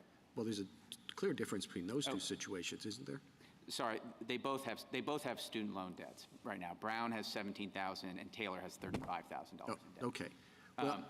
Well, what principles should we look at to try to limit the universe of people who could otherwise you get people who are interested in any kind of law at all? And I'd have something to say that the Secretary might find of interest in notice and comment, and so I should be able to sue to block what's there now. I think you have to look at the scope and the purpose of the agency action. Was the individual's concrete interests at stake? If they're doing something that has no relation to what you're complaining about, your concrete interests, then it's coming out of left field, then that person isn't going to have standing. Or if there's no possibility that the Secretary is going to give you relief because we're dealing with topic A and you're coming in here on topic B, then that person isn't going to have standing. But here, there is no dispute. The Secretary is trying to give release to student loan borrowers. That's the nature and the scope and the purpose of this act. And instead of figuring out, okay, among this universe of student loan borrowers, who's going to get what, how much, instead of doing that on the public record, they did it in secret first. So for purposes of standing, as distinct as to who can comment, because anyone can comment, for standing purposes, it has to be someone who was in the class of people who could have been afforded relief. Is that? Yeah, I think that's a fair way to put it. You have to have concrete interests. It has to be particularized, and that's what we have here, I think. And if I understand your theory, it's once you strike down this program, then the Secretary just uses authority under the HEA. Is that the nature of your theory, which would include notice and comment and negotiated rulemaking?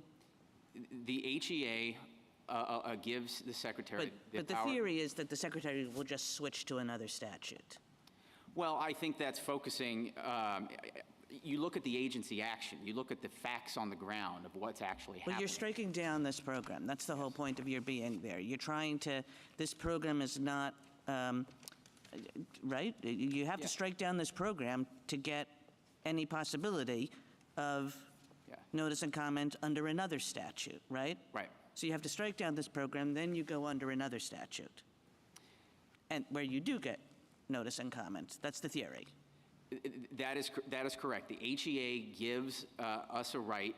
They have to go through negotiated rulemaking and notice. Right. I mean, usually when we give standing for procedural violations, we're talking about procedural violations within a particular program, right? We're not talking about, if you have a problem with the procedures relating to one program, you can just come in and strike down the program so that you're in another statute entirely. Well, I don't think it's right to focus on the statute that they're using as an excuse. When you look at what we look at, the statute they acted under, and it's a statute that says you don't have to use notice and comment. Well, I think we focus on the agency action at issue. So in Lujan, the Lujan footnote 7, the agency is proving a dam. In Summers, the agency is tearing down a forest. Here, the agency is doing debt forgiveness. I think you look at the action, and I would point to... Go ahead. Suppose there were no HEA. Suppose it was this statute or nothing. Would you then say you still have standing because once you strike down this program, the Secretary would go back to Congress and get a new statute? No, I don't think so. At that point, there would be no possibility that he would go back and give us... Well, yes, there is a possibility. He goes back to Congress and says, this is terrible. Nobody can get loan forgiveness, so I'll go back and get a new statute. That relief would be coming from Congress. The way you look at the redressability is whether there's some possibility that the agency will reconsider its decision. And here, the decision was the debt forgiveness program. And so...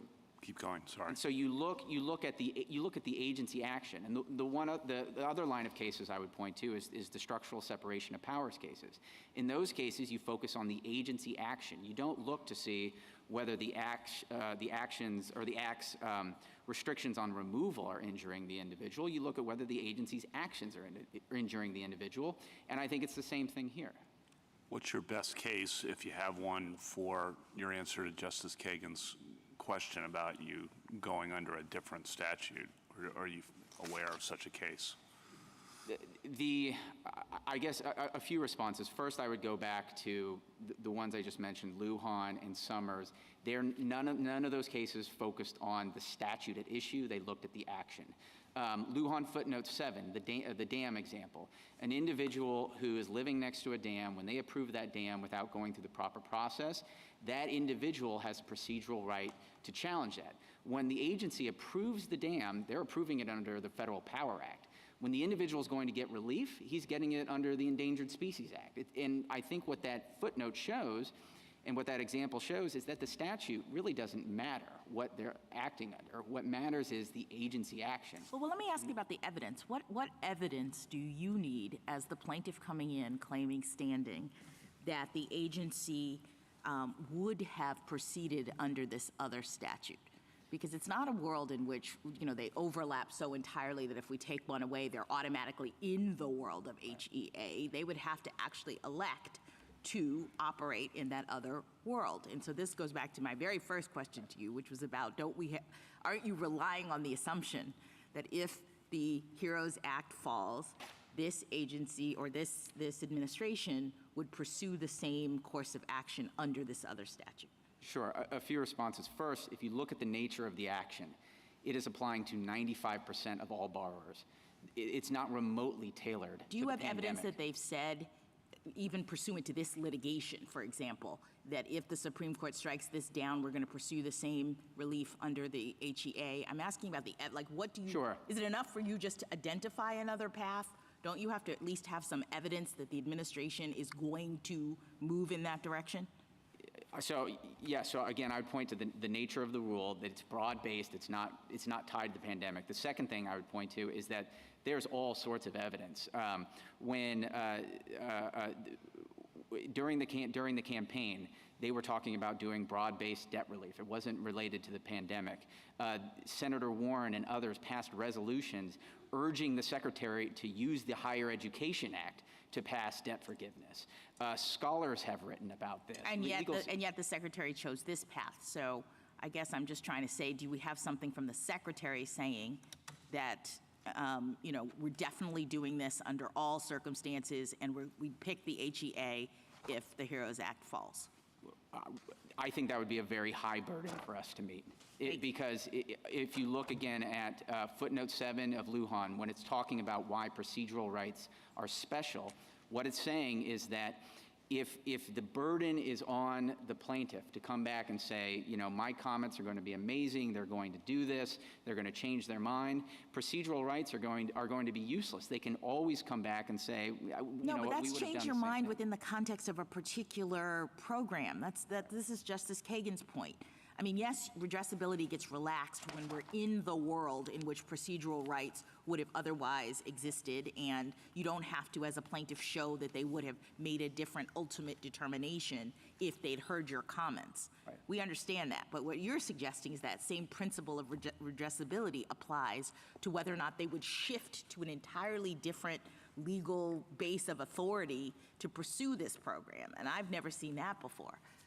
And again, I think this program, they could have cited Section 1082 of the HEA to go under it. They believe they can do it. They've said it in their brief that they can do it. The reason my guess is the reason why they didn't do that is because they would have had to go under negotiated rulemaking and notice and comment.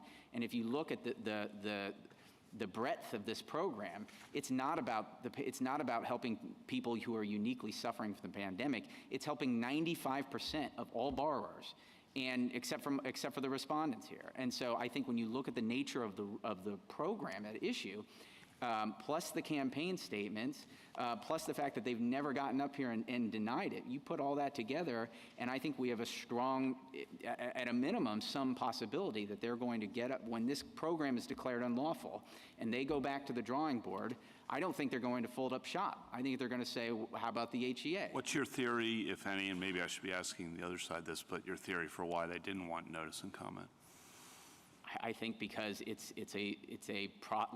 negotiated rulemaking process and the notice and comment process, I mean, it's a long process, and agencies probably would, most agencies would prefer not to have to do that. And this is an emergency, and emergency statutes typically do not have notice and comments, do they? If this were authorized by the HEROES Act, then they could have gone under it, but it's not. They could have done the good cause exception, though, right? They could have tried to, but they didn't, and probably because it's not an actual emergency to have to forego notice and comment negotiated rulemaking. Thank you, counsel. Oh, wait, Yeah. no, I'm sorry. I didn't mean to cut you off too quickly. I'm sorry. Justice Thomas, do you have anything? Justice Alito? Justice Kavanaugh? No. Justice Barrett? The same? See? Okay. Thank you. Thank you very much. General Prelogar? Thank you, Mr. Chief Justice.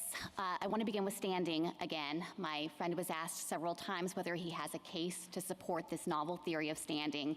He referred to Lujan and Summers. Those cases don't support the theory he's advancing here. In every case where there has been an asserted procedural injury, the plaintiff was asking for the agency to reconsider its decision under the very statutory authority at issue. He's not been able to identify any precedent where instead a plaintiff is able to say, I acknowledge I can't get any relief under the particular agency action at issue. Instead, I'm hoping for some kind of bank shot where if I can hold up the agency in this one area, maybe they'll take a different action under a different statute that will down the road provide me some kind of benefit. And that would be an extraordinary expansion of Article III injury in the context of procedural injuries in particular. He was asked whether he had a limiting principle, and he suggested, well, you have to have a general interest or stake in the subject matter of the dispute, but I don't see how that limits it at all. Go back to the cases he cited, which involved environmental plaintiffs, and imagine a scenario where you have an environmental plaintiff who is interested in pollution, and the agency has decided to regulate water pollution. Now, that plaintiff doesn't actually have a stake in water pollution, isn't harmed by it, but the plaintiff thinks that if it can hold up the agency from regulating water pollution, maybe the next priority or goal will be to go after air pollution. I think that if a plaintiff came to court and pressed that kind of claim, it would be clear that it is far too attenuated and can't possibly supply a basis to allow this universe of plaintiffs to newly assert these kinds of procedural injuries or substantive injuries with respect to agency decisions that have not been made. He said that they have a concrete interest in trying to have their debts forgiven. If that were their interest, there were several straightforward mechanisms to try to vindicate it here. They could have challenged this plan as being arbitrary and capricious on substantive grounds to say you should expand the plan to include us. Or if for some reason they really wanted to have this under the Education Act, they could have gone to the Secretary and filed a petition for rulemaking and said, give us relief under the Education Act. But instead, their argument here is that the Secretary can't provide debt relief. That is a really anomalous way to try to vindicate an interest that they claim they have in loan forgiveness. I've been thinking of it effectively as this Rube Goldberg theory of standing, where instead of taking the most direct route, you've set up this complicated route to try to get what you want, all in service of being able to smuggle in a substantive challenge to the HEROES Act for borrowers who are not hurt one bit by the Secretary's decision to grant relief under that act. Finally, I want to respond to his suggestion that instead the Secretary should have proceeded under the Higher Education Act here. I would think that at the very least, if they were going to ask this court to recognize a cognizable Article III injury on that basis, it would be incumbent on them to explain their wholly unexplained position of why they think the Secretary could do this under the Higher Education Act. My friend has suggested that that's what this program was actually designed to do, but this is a pandemic-related program. It specifically focuses on the national emergency circumstances that have had profound financial effects on student loan borrowers, and the Secretary acted to try to mitigate those financial harms from COVID. That's what the HEROES Act was made for. It is a perfect fit for this kind of circumstance, and it explains why the Secretary chose to provide this relief to those who were harmed by COVID, just as the forbearance policy was put into place right at the start of the pandemic, similarly on those COVID concerns. And then finally, I know that we have had hours today on the legal issues in this case, but I do want to step back for a moment and focus on the stakes of this case for the tens of millions of student loan borrowers in this country who have had devastating financial impacts based on this unprecedented pandemic. Over the past 3 years, they have benefited from the critical relief of the forbearance policy. That's an unprecedented form of relief, but it was very much needed in this circumstance to ensure that we did not see a deluge of default and delinquency on student loan debt. And it's undisputed, my friends have not disputed, that when that forbearance policy ends, and it can't continue indefinitely, once it ends, there are going to be millions of borrowers who are in a worse position because of COVID with respect to their ability to repay their loans. 90% of the borrowers covered by this plan make less than $75,000 a year, and the Secretary documented the extreme impacts that COVID had had on their financial affairs. Already, 26 million people have applied for this relief, and 16 million people have been approved to receive it. For those Americans, this is a critical lifeline to ensure that they are not subject to the severe negative consequences of delinquency and default on student loan debt. And the relief for these Americans has been held up by 2 student loan borrowers who don't even have standing and whose claims fail on the merits. So we'd urge you to reject their claims.